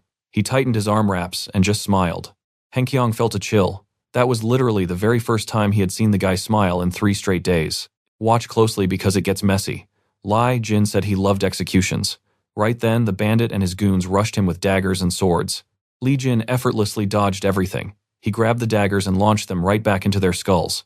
Then he looked at the boss. What exactly did he do to get a bounty? The creep smirked. He claimed he trained a very specific body part that Li Jin could never possibly handle using. He charged in with energy-packed palm strikes, but Li Jin countered with one heavy punch, instantly snapping the bandit's hand. Knowing he was completely outmatched, the guy surrendered instantly. He promised to turn himself into the Murim Alliance, begging them to spare his precious parts. Li Jin tilted his head. Why give up so fast? The coward said it was the easiest way out. He even tried trading secret info about another wanted criminal to save his skin. Before the guy could even finish talking, Li Jin completely blew his head off. He casually mentioned he was not from the Murim Alliance, so accepting a surrender, yeah, totally unnecessary. After wiping out all three, Li Jin paused. He actually wondered out loud if he should have taken that guy in alive. Hankyong shook his head. Dead was much better, no need to stress. Right after Li Jin just asked about getting food because he was starving. Hankyong agreed. Later, in a packed restaurant, Hankyong mentioned that the young master had serious combat experience. Watching that brutal fight completely cleared all of his doubts. Hearing a random merchant heir beat the Yu Yong clan head seemed fake, especially since absolutely nobody knew who this kid even was. But after seeing Li Jin move like that, yeah, he fully believed the guy was on that high tier. He promised to vouch for his crazy strength, no extra witnesses needed. Li Jin thought it was funny how chatty the guy suddenly got. Then Hankyong dropped the big question. Would he ever consider joining the Murim Alliance? The pay was garbage, and the work sucked, but only pure skill mattered. The leader cared way more about power than some fancy family background. With talent like his, Li Jin could skyrocket through the ranks. So what do you and I make of this? The Rulers Association is one thing, but the Murim Alliance is a whole different beast. Alright, stick with me here. You and I are diving right back into the Murim chaos. The association paid well for easy work, but the major clans ran everything, leaving absolute zero room for any outsiders. Outsiders were basically just treated like greedy mercenaries. When real danger hit, they ran like scared rats. Remembering Moyong Bin, Li Jin actually stepped up saying not everyone in the Ruler Association was like that. Right on cue, a guy chilling upstairs yelled out that he was totally right. He claimed the Murim Alliance loved to act high and mighty, but they were the ones actually trash-talking everyone else. And calling the Ruler Association cornered rats, yeah, a massive exaggeration. Hangyong immediately stood up to apologize, asking for his name. The guy introduced himself as Autumn Wind, then just casually went right back to chatting up his date. Even so, Hangyong awkwardly stayed standing. Li Jin told him to chill out, since he already apologized. Then he took a shot in the dark, asking if this Autumn Wind guy was here, looking for Sang Yang given his obvious Ruler Association ties. Hangyong simply replied that he had no clue. But if they were association members, they were absolutely here for the famous Dragon Phoenix tournament. Now pay attention because here is where the bait gets dropped. Hangyong asked why a skilled, qualified young guy like Li Jin was ignoring a massive event watched by the entire Murim world. Li Jin played it cool, saying he did not care because real fame takes actual work. It just happens naturally as you get stronger. But then Hangyong casually mentioned the grand prize, a top-tier, high-grade elixir. Hearing that, Li Jin instantly agreed to join. The sudden switch-up literally made Hangyong choke on his drink and apologize. Totally unfazed by his own greed, Li Jin said it was fine, but told him he really should have led with the free elixir part first. As they finally hit the road, Hangyong mentioned they were super close to the Alliance base. But right at the front gate, yep, they ran straight into Autumn Wind again. The guy immediately started mocking them for being so insanely slow. He threw out a sarcastic jab, saying the Murim Alliance should just rebrand itself as the Slowpoke Alliance. Hangyong kept quiet, but realized this guy was holding a massive grudge. Autumn Wind glared at Li Jin, daring him to show off and run like the wind if he was so tough. He was obviously super annoyed. Boom! Both of them instantly blasted forward at crazy speeds, kicking up so much dirt that bystanders swore they did it on purpose. Autumn Wind even told his follower to take the slow route. He fully planned to teach these two a lesson in high-level mobility. And just like that, the race was on. Pretty soon, they were running neck and neck. But Li Jin kicked into next gear, blasting into the Alliance courtyard first. Hangyong saw Autumn Wind trailing right behind him. The guy literally reached out to touch the finish line but completely face-planted instead. You saw that too, right? Even face down, he claimed his finger crossed the line first. Hangyong called him blind, pointing out Li Jin was clearly the winner. Right then, a new voice interrupted, asking what the point of all this yelling was. The undisputed winner was obviously young master Li Jin, and the guy interrupting, the actual Murim Alliance leader Yu Zhonghong, who stepped up to praise Hangyong's efforts. Dusting himself off, Autumn Wind finally introduced himself as Hwa Eunwol and bowed respectfully. The leader immediately asked if this was the famous heir to the Unha merchant group. Hearing that, Hwa Eunwol suddenly wondered if this guy actually took down the Huang clan patriarch. Playing it polite, Li Jin gave a formal introduction as the Unha merchant group representative. The leader wished Hwa Eunwol the best in the tournament, then offered to personally escort Li Jin and Hangyong inside. Throwing a quick smirk, Hwa Eunwol promised they would clash at the tournament and bounced. Walking inside, the leader gently teased Hangyong about his mobility art falling so far behind this time. Hangyong got defensive, claiming that was impossible since they all basically arrived at once. The leader just smiled, explaining that Hwa Eunwol totally held back to save his stamina for the upcoming tournament battles. He didn't know the exact drama, but he guessed Hangyang just pushed himself to keep up and not look completely weak. Hangyang asked if Li Jin realized this, and the leader nodded, telling him to just let his bruised ego go. After all, anyone heading into a major martial arts tournament always hides their real power. A little later, standing inside the massive Murim Alliance hall, the leader mentioned the area was finally cleared out. Just him and the merchant heir. And about that Sang Ouyang situation, the leader wanted to test Li Jin's actual fighting skills before making any decisions. So there they were, two heavyweights completely alone in this massive, dead silent room. The leader told him to step up, no fear. And that is where we leave it. Trust me, you're going to want to see this clash. Right before him stood Yu Zhonghong. Let me tell you, you and I are looking at an absolute legend. He only lost to the three gods leading every Orthodox sect during that final insane clash against the demonic faction. This absolute beast actually brought a saint to the front lines, literally dragging all three gods right into the brutal war. Definitely someone worthy of massive respect. The leader quickly notices our boy looking a little bit stressed out. He mentions seeing plenty of edgy kids in Jianghu, but honestly, he prefers young guys who just act their age. It feels way more natural. He adds that smiling makes his face look younger, but then gets straight to business. He flat out asks if he is the real successor to the King of Fists, and exactly how many moves he actually learned. Li Jin is shocked he figured it out so fast. The leader just smirks, pointing out his obvious fist styles and raw lightning control. In all of Murim history, the only real lightning masters were the Xian clan, the Namgung school, the Bakery clan, and the Enlightenment sect. Jin focused entirely on swords, Namgung on Taoist magic, and the Bakery clan straight up quit after failing too much. That leaves only the Enlightenment sect tied directly to the King of Fists. Calling it a sect is pretty funny, since it only ever has one single heir. Hearing this breakdown, Li Jin realizes this leader is crazy sharp and understood everything. He gives a nod. It is true. He is indeed the King of Fists' successor. Yu Zhonghong smiles, saying that some crazy fate really brought the two of them together. You and I should note this. Lightning users always carry a dominating aura. Even his intense stare completely reminds him of that legendary man. Because of that overwhelming vibe, he definitely did not have any cozy friendship memories. That guy was like a lone lightning strike trying to shatter the heavens all by himself. Definitely not the type to make casual friends. But before wrapping things up, Yu Zhonghong asks how his master is holding up, since nobody has heard a single word from him lately. Li Jin admits his master went full ghost mode just like the old Moyong patriarch, with absolutely zero contact with the outside world. The leader comments that the King of Fists rarely sent news, but he had no idea the man totally vanished off the grid. He promises to pass this crucial update straight over to the three gods and the saint. He explains that top-tier Murim masters are vanishing left and right, highly suspecting the demonic faction is making some massive new move again. If those guys come back, they will have absolutely no choice but to wage war. Then he realizes our guy probably has no clue since all this insane history went down way before he was even born. Li Jin asks if he means the famous Battle of the Five Tombs. The leader nods but drops a huge bomb. There was another secret clash after that. I know what you are thinking, but get this. Three gods fought one single demonic grandmaster. Yu Zhonghong admits he will never forget that pure despair. Whenever he hears the sword God is still training, that horrific battle instantly flashes back. Even though this epic showdown literally decided the entire fate of the Orthodox and demonic war, three supreme gods were forced to gang up on one single guy. This dark secret is kept strictly inside the Alliance. It is also the exact reason they are desperately trying to level up their power. If that terrifying Grandmaster actually left any descendants, they would be exactly Li Jin's age. Because of this threat, he tells our boy to get overwhelmingly strong. Honestly, just be selfish. As for Sun, he tells him to relax. Since he is the King of Fists' successor, his word is basically gold around here. No doubts at all. Sun will stay locked up until they figure things out. He then asks if he is joining the tournament before finally telling him to grab some rest. Li Jin says his thanks and heads out. Walking away, the leader's heavy words keep echoing inside his head. That demonic faction Peakmaster never had a name, and nobody even knows if he actually died.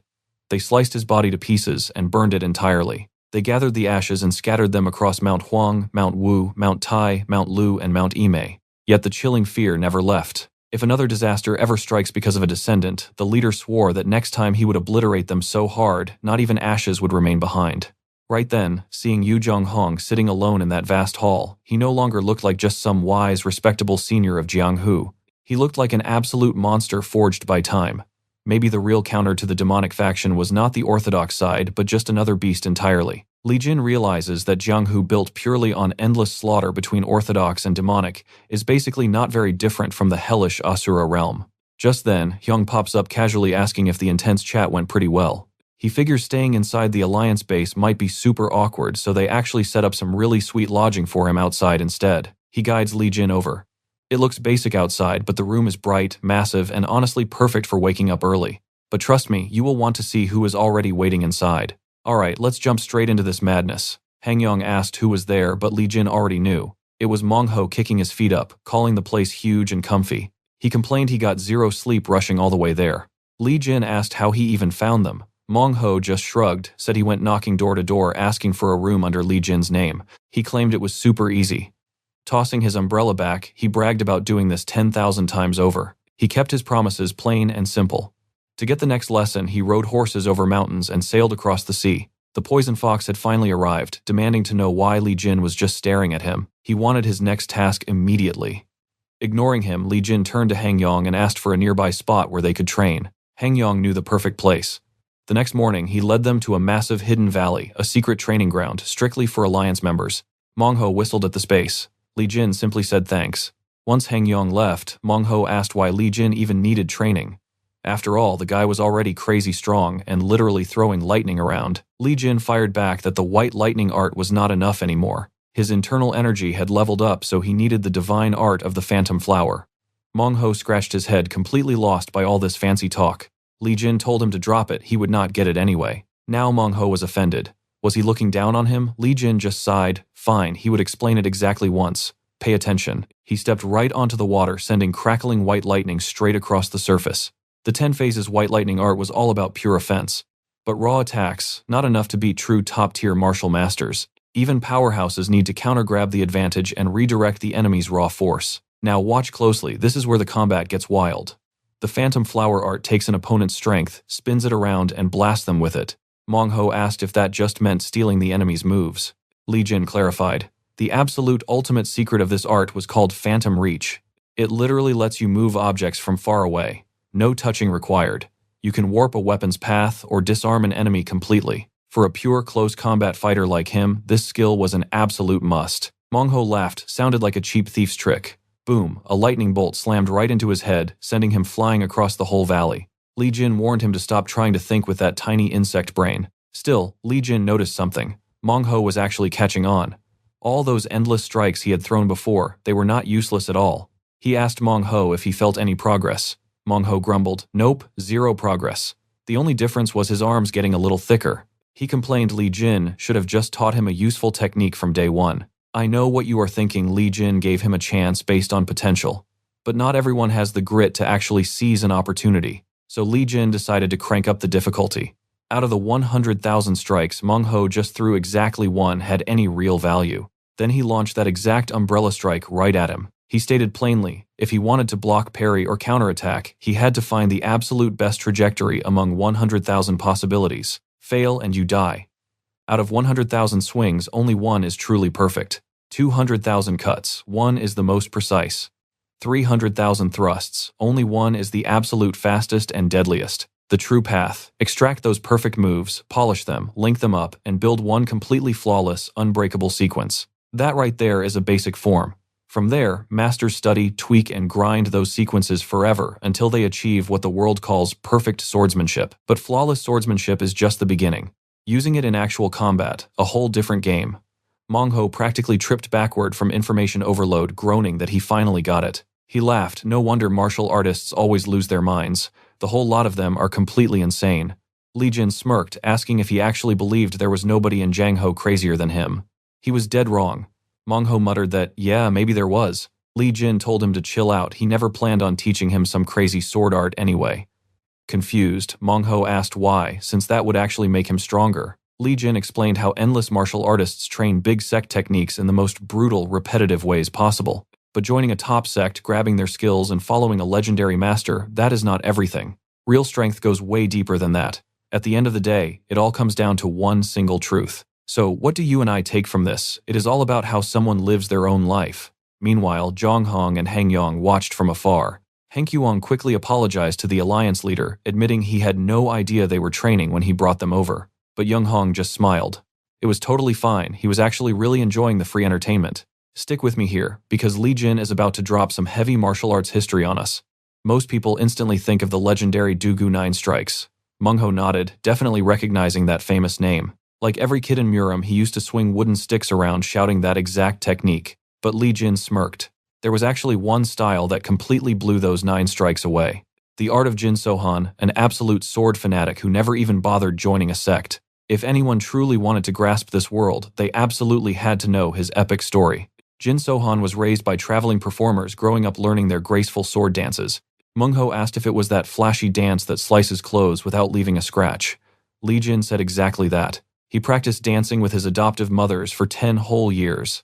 His main focus, being super careful, never to accidentally hurt them. This orphan basically trained his sword skills not to take lives, but to specifically avoid cutting anyone at all. So when he finally picked up a real blade to kill, total enlightenment hit him all at once. That crazy background is how he surpassed the Dokgo style, creating the ultimate sword technique ever.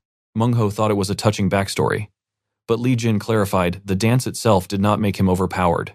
Now pay attention, because here is the real lesson. Fancy techniques and sect names mean absolutely nothing without sincerity. True power comes entirely from the kind of life you live. Rat or fox, which was it? Mungho loved that simple logic, eagerly asking to see the very next training step. Lee Jin warned him he might regret it. Mungho refused to back down, so his master revealed 2 new moves. Mungho boldly declared he would swing his weapon 1,000,000 times. Watching quietly, Young Hong realized this was true swordsmanship. Young Master Lee Jin was seriously on another level. Honestly, he could not remember the last time he saw such peaceful training. Decades in the Murim Alliance had cost Young Hong dearly. Friends vanished one by one, and his loyal subordinates were long gone too. Touched by the scene, he decided to prepare a special gift. Soon, the 2 boys got back to their grind. While Mungho aggressively swung his umbrella, Lee Jin casually levitated heavy stones like it was nothing. It honestly looked a bit unfair. After a little while, Jung Hong finally stepped out to chat. He mentioned he had been secretly watching their sessions, impressed by how insanely dedicated they were lately. Mungho internally panicked. This was the actual alliance leader. How on earth did Lee Jin know a top-tier boss? He bowed deeply, introducing himself as Cheol Mungho. Jung Hong immediately pointed out the scar on his cheek. A dagger, Mungho replied. The leader casually asked if he got it during a fierce duel. Mungho awkwardly admitted he used to bounce for a gambling den, getting stabbed by some cheapskate who refused to pay his debts. We have all been there, right? He instantly regretted oversharing and wished he lied about a duel, but hey, honesty counts. Jung Hong just smiled and nodded. The leader revealed he also carried a permanent scar, pulling back his sleeve to show his arm. His dad ran a brewery, constantly hauling heavy liquor barrels to local taverns all by himself. One day he caught some drunks beating his father. Back then, he had 0 martial arts training at all. In a total panic, he grabbed a heavy club and swung wildly, knocking those weak drunks down without causing any casualties. Even so, his terrified father rushed over to bandage his bleeding arm, a deep gash the young kid had not even noticed. Without hesitation, his father threw him on his back, sprinting out of the tavern to find a doctor fast. Mid-run, he looked down and realized his dad was also heavily bleeding. But his father only cared about saving his boy. That scar became a permanent memory etched into his skin and his soul. Jung Hong sighed. Everyone wandering through Jianghu carries their own tragic backstory, right, kid? Right on cue, the rain stopped, and bright sunlight finally broke through the heavy clouds. He then pointed at Mungho's trashed umbrella, asking if that was his actual weapon.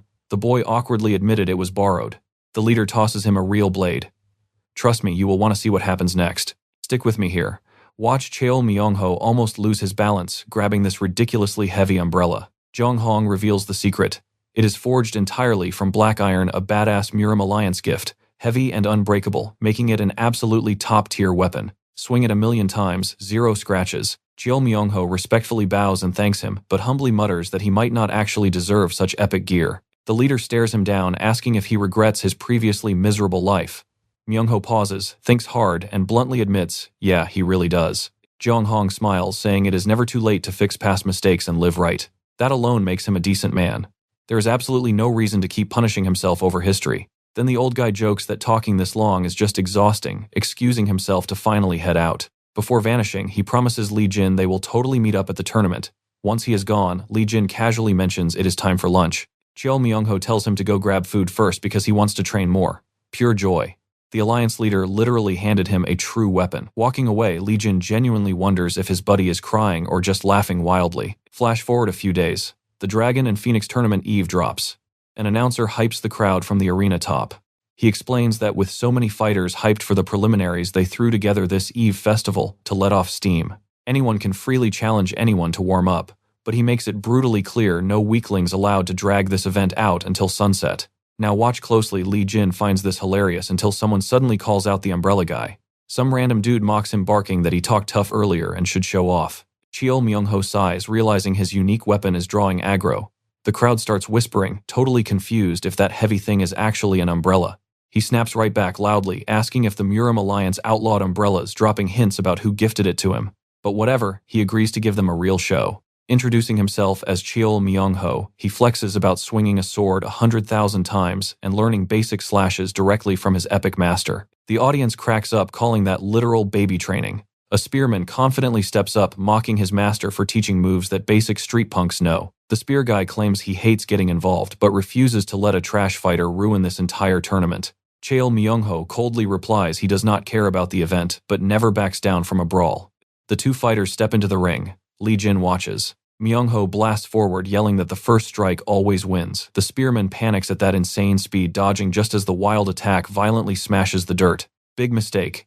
Cheol Myung-ho just realized this new black umbrella is way shorter than his old one. The spearman laughs, calling him a total noob who cannot even handle his own gear. Spotting the massive disadvantage, Myung-ho immediately starts backpedaling away from him. He desperately needs to create some solid distance for now. The match devolves into pure cat and mouse. He literally sprints in circles around the tight arena until getting brutally knocked down. The spearman taunts him, asking if he actually thought running forever in this tiny space would work. He calls him a scurrying rat and demands he get back up. Cheol Myung-ho groans, asking what kind of sick joke this is, getting knocked flat just to be ordered upright again. Boom. The blunt end of the spear slams right into his chest. Even reeling, he furiously grabs the shaft, attempting a desperate close-range counter. Total miss. You and I both see it, that weapon is too short. The spearman keeps trash-talking. He boasts about learning horizontal cuts, calling Myung-ho painfully sloppy and completely amateur. He scoffs, saying he refuses to even watch those pathetic thrusts. Then he unleashes a brutal barrage, stabbing Myung-ho all over his body, hit after hit. Completely drenched in his own blood, he eats a nasty kick to the face. Almost blacking out, he forces himself to stand, knowing Lee Jin is watching. He spits out red. The spearman arrogantly asks if he finally understands reality. He winds up for a fatal finishing thrust. Right then, Myung-ho remembers Jung Hong's question, does he really regret his miserable, pathetic life? Yes, he absolutely regrets it. And for that exact reason, everything changes right now. Muttering a quiet thanks, he suddenly dashes forward, closing the gap instantly. Cheol Myung-ho brings his next strike straight down. The black iron umbrella crashes like a hammer, devastating the spearman's head and blowing a giant crater in the arena. The stunned crowd wonders what kind of crazy heavy umbrella that is. Realizing his loudmouth opponent is completely knocked out, Cheol Myung-ho triumphantly raises it toward Lee Jin. He wants to say so much, wants to thank him for being spared for this intense training. He wants to swear he will pay back every favor like a loyal, venomous fox. But standing there victorious, he simply states that he won the match. Master, did you see? And honestly, you and I are just as shocked as this crowd mumbling about his umbrella win. Myung-ho tried spitting out a curse, but he could barely twitch. His entire body was absolutely wrecked. Still, he asked if they were satisfied and started to walk away. But you and I both know, in these manhwa, one win is never enough for these guys. The whole crowd lined up for a piece of him. He scoffed, calling them a bunch of cowards. Typical, arrogant trash. But before he could even drag his paralyzed body another inch, boom, Lee Jin stepped right in front of him. Instantly, a suffocating aura slammed into everyone present. The air just got insanely heavy. Myung-ho groaned, asking why he even showed up. Lee Jin just smirked. He was simply enjoying the pre-festival hype, nothing crazy. Myung-ho warned them they were dead meat now that his master was involved. The mob immediately backed off like terrified dogs, sensing a real predator. Right then, Myung-ho felt his vision spin. His legs completely gave out. Before hitting the dirt, Hwa the autumn wind caught him. He smoothly apologized to the crowd, suggesting they wrap up this little brawl since it was getting late anyway. He warned Lee Jin that wasting energy here was completely pointless if he actually wanted to win the tournament. The mob happily took that excuse to retreat awkwardly, agreeing it was time to quit. Hwa mentioned he was staying nearby and invited him for drinks, hinting he had a gift for him. Naturally, Lee Jin agreed to tag along. Hwa casually noted that the guy with the umbrella left quite an impression. Later, in Hwa's room, that same woman from earlier admitted she watched the whole thing. She demanded to know why he ruined the fun. Hwa calmly explained that Lee Jin was an absolute monster candidate for the championship. Their family wanted that win too, so letting Lee Jin reveal his full power early was a terrible idea. He then asked for her impression. She shrugged, saying he looked tough. Hwa pointed out that during a previous speed test, Lee Jin literally slowed down just to perfectly match everyone else's pace. The guy was a total veteran. Hwa came here ready to crush all the great clan heirs, but now he was actually considering just sitting this entire year out. Shocked, she asked if he was seriously that strong. Hwa confirmed that during the fight, Li Jin used 0 internal energy. None. Now pay attention here. With pure physical strength alone, he could have crushed everyone. He instantly started teasing his sister. Was she catching feelings? He joked she should just obey their dad and marry him, securing the strongest guy alive. He asked if she was just creeping on him out of curiosity, dying to know his type. Flustered, she snapped back that she only wanted to gauge his power.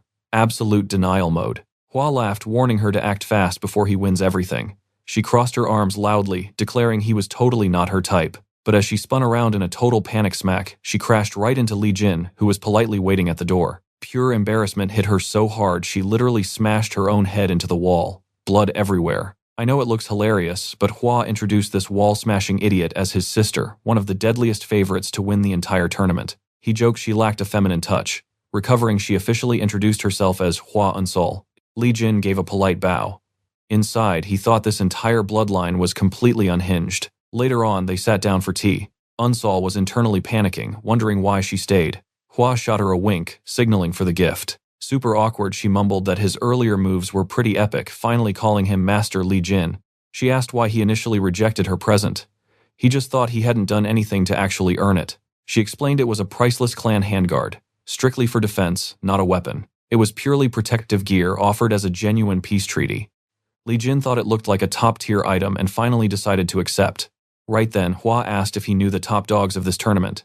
Li Jin, completely clueless. No idea at all. Hwa sighed. Going in blind was a rookie mistake. He immediately ordered his sister to give Li Jin the full breakdown. She argued her brother knew way more lore anyway. Hwa instantly threatened to expose her embarrassing childhood stories to Li Jin instead. Annoyed and blushing, she slammed her hands down and agreed to explain everything. She started by saying tons of fighters were hyped up as potential champions. But honestly, the real war was always between two giants, the Murim Alliance and the Association of the Rulers. For the Murim Alliance, the absolute beasts were Jin Gale and Jirang, straight from the legendary Wudang sect. They were guaranteed to show up.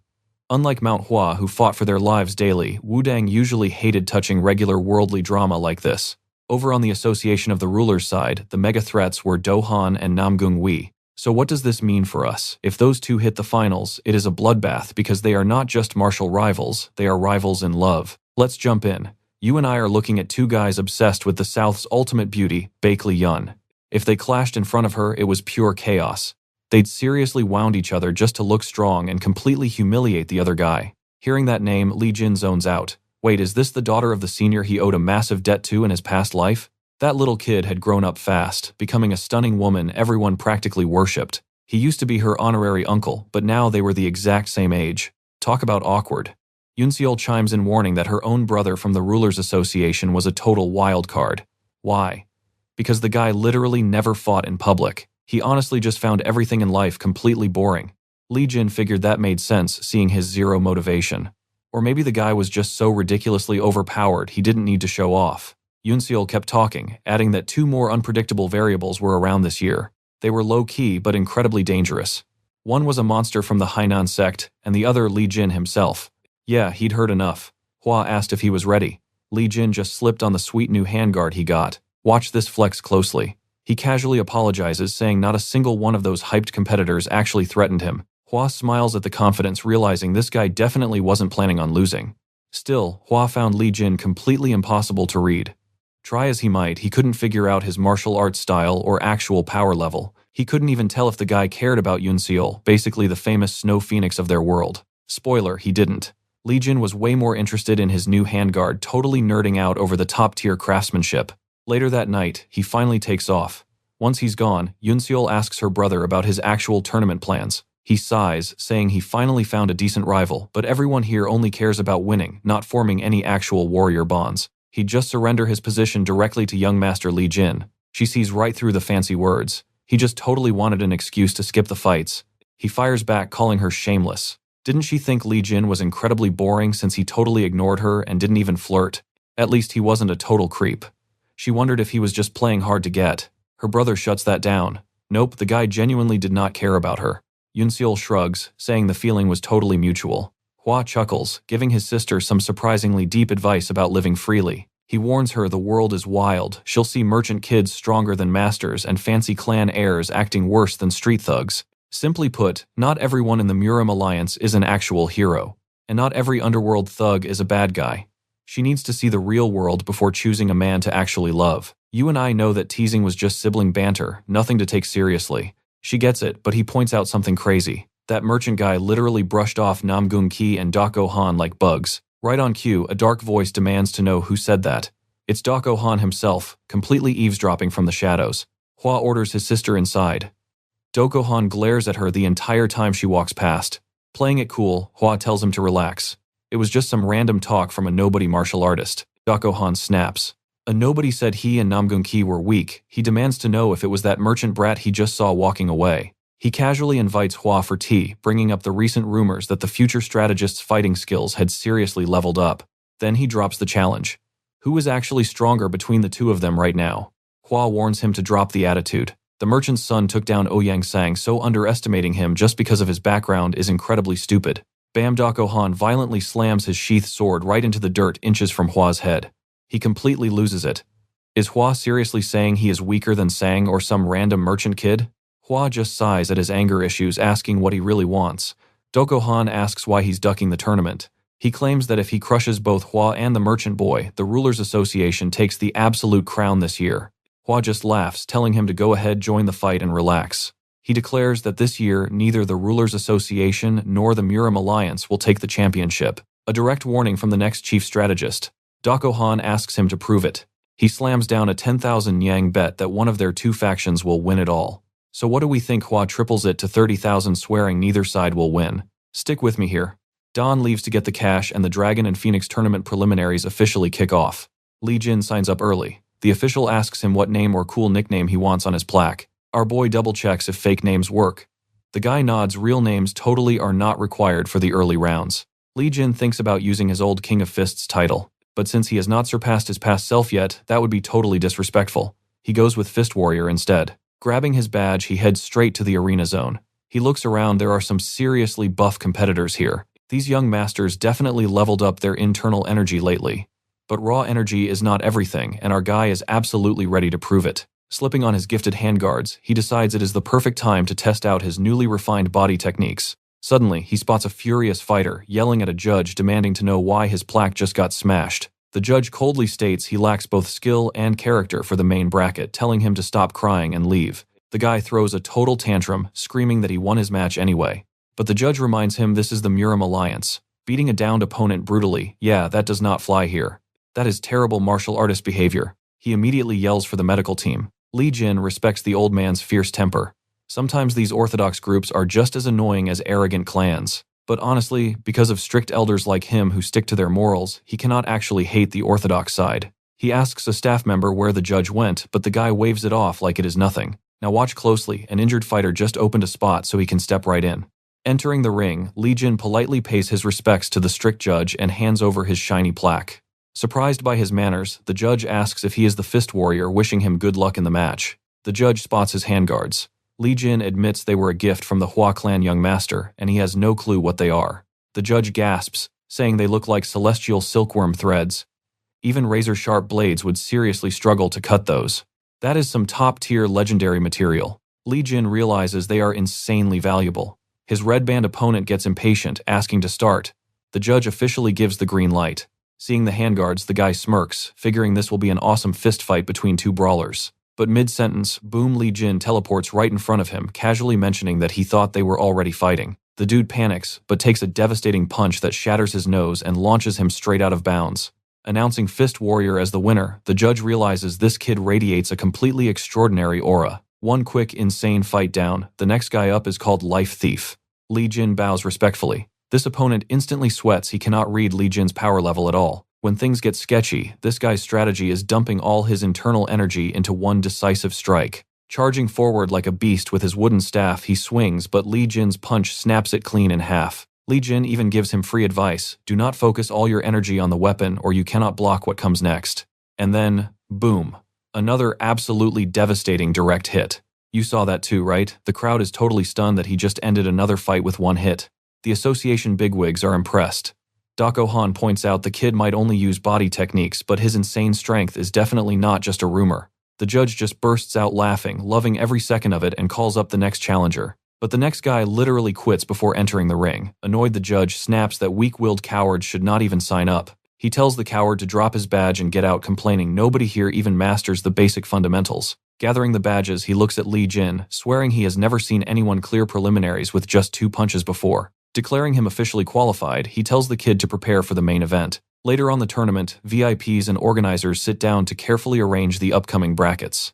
Their main goal is dividing everyone by power level, making sure the top dogs do not eliminate each other too early. That same grumpy judge chimes in, declaring that out of everyone, Fist Warrior is absolutely the clear favorite here. They placed a weaker guy against him because of his 2-punch streak.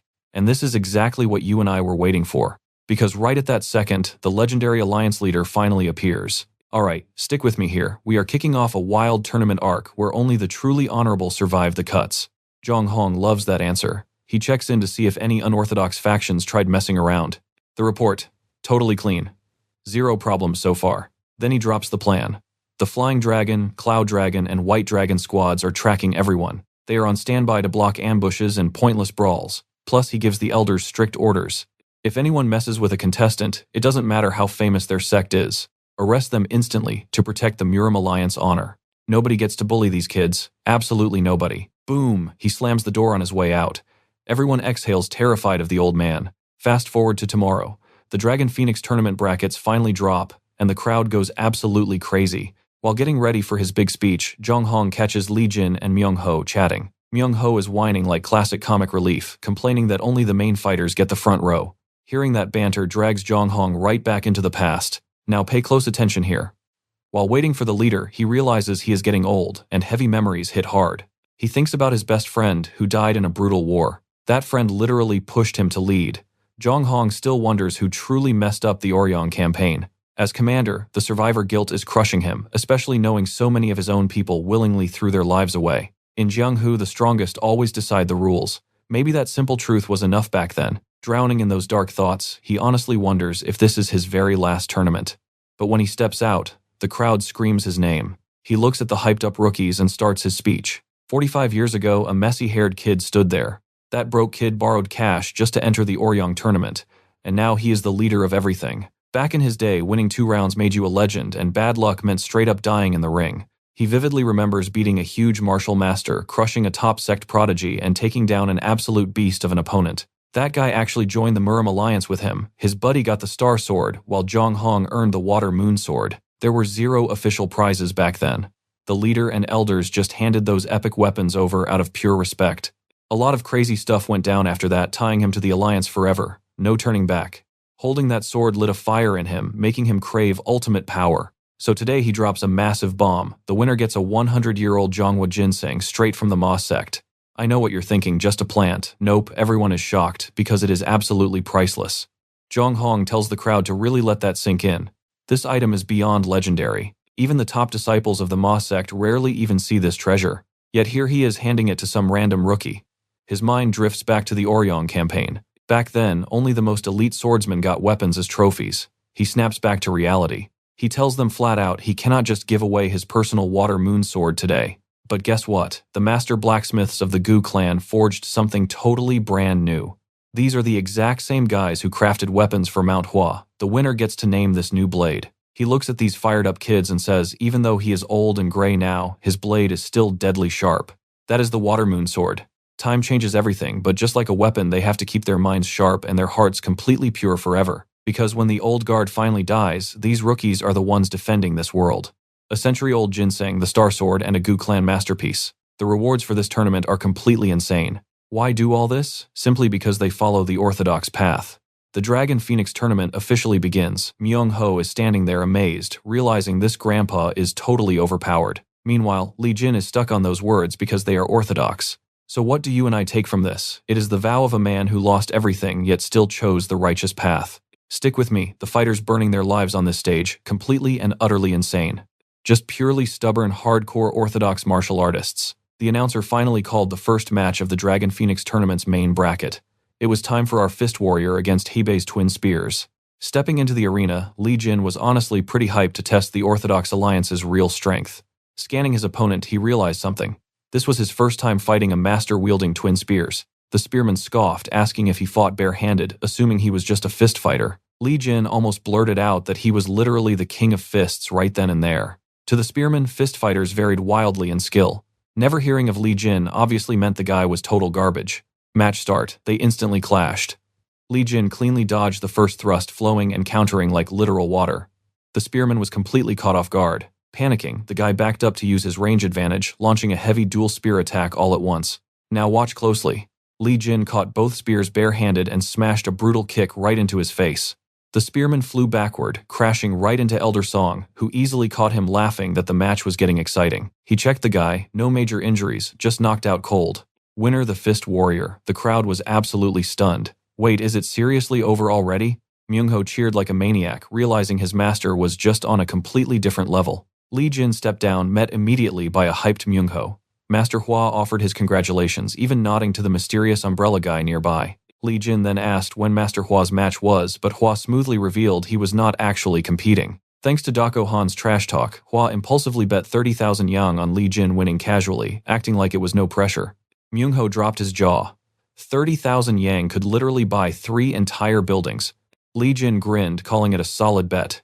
He promised not to lose a single coin. He then mentioned his gifted handguard. Apparently, a senior told him this piece was incredibly rare and crafted with absolute top-tier quality. Hwa nodded, confirming the senior was spot on. This was far from just a normal accessory. A while back, the Bakery clan patriarch received a sword. He loved the blade so much, he traded this exact handguard for it. Since the Bakery family shifted entirely to swords generations ago, he figured the handguard deserved an owner who could actually use it properly. Li Jin realized the patriarch must have loved that sword to make such a crazy trade. Thinking deeper, he noticed young lady Hwa carried a sword, while young master Eunwol casually used a fan. That meant this guy had probably mastered several different weapons. You and I can see it too, this Hwa clan is clearly hiding way more strength than anyone realizes. Just then, Eunwol pointed out the guy he bet against was stepping into the ring. That heavy sword user was Dokgo Han, easily hyped as one of the tournament's absolute strongest fighters. It looked like a fast match. Myung-ho complained about everyone acting tough, but seconds later, Dokgo Han actually crushed his opponent. Not quite as fast as Li Jin's knockout, but undeniably impressive. Winning Dokgo, Han glared right at our trio. He smugly announced that one strike was plenty, telling them to stop making a fuss. He immediately mocked Eunwol, asking if he still wanted to keep his bet after seeing that power. He claimed betting on a merchant's son was a huge mistake, insulting the future Supreme Advisor's judgment right to his face. Myung-ho was instantly furious. He yelled at him, literally calling the giant guy a worm-brained arrogant fool. Hearing that insult, Li Jin face-palmed hard, already picturing the massive headache coming their way. Eunwol coldly asked if young Master Dokgo meant his words. Dokgo smirked, saying it was just facts and asking if there was an issue. He draws his sword. Trust me, you and I need to see this next.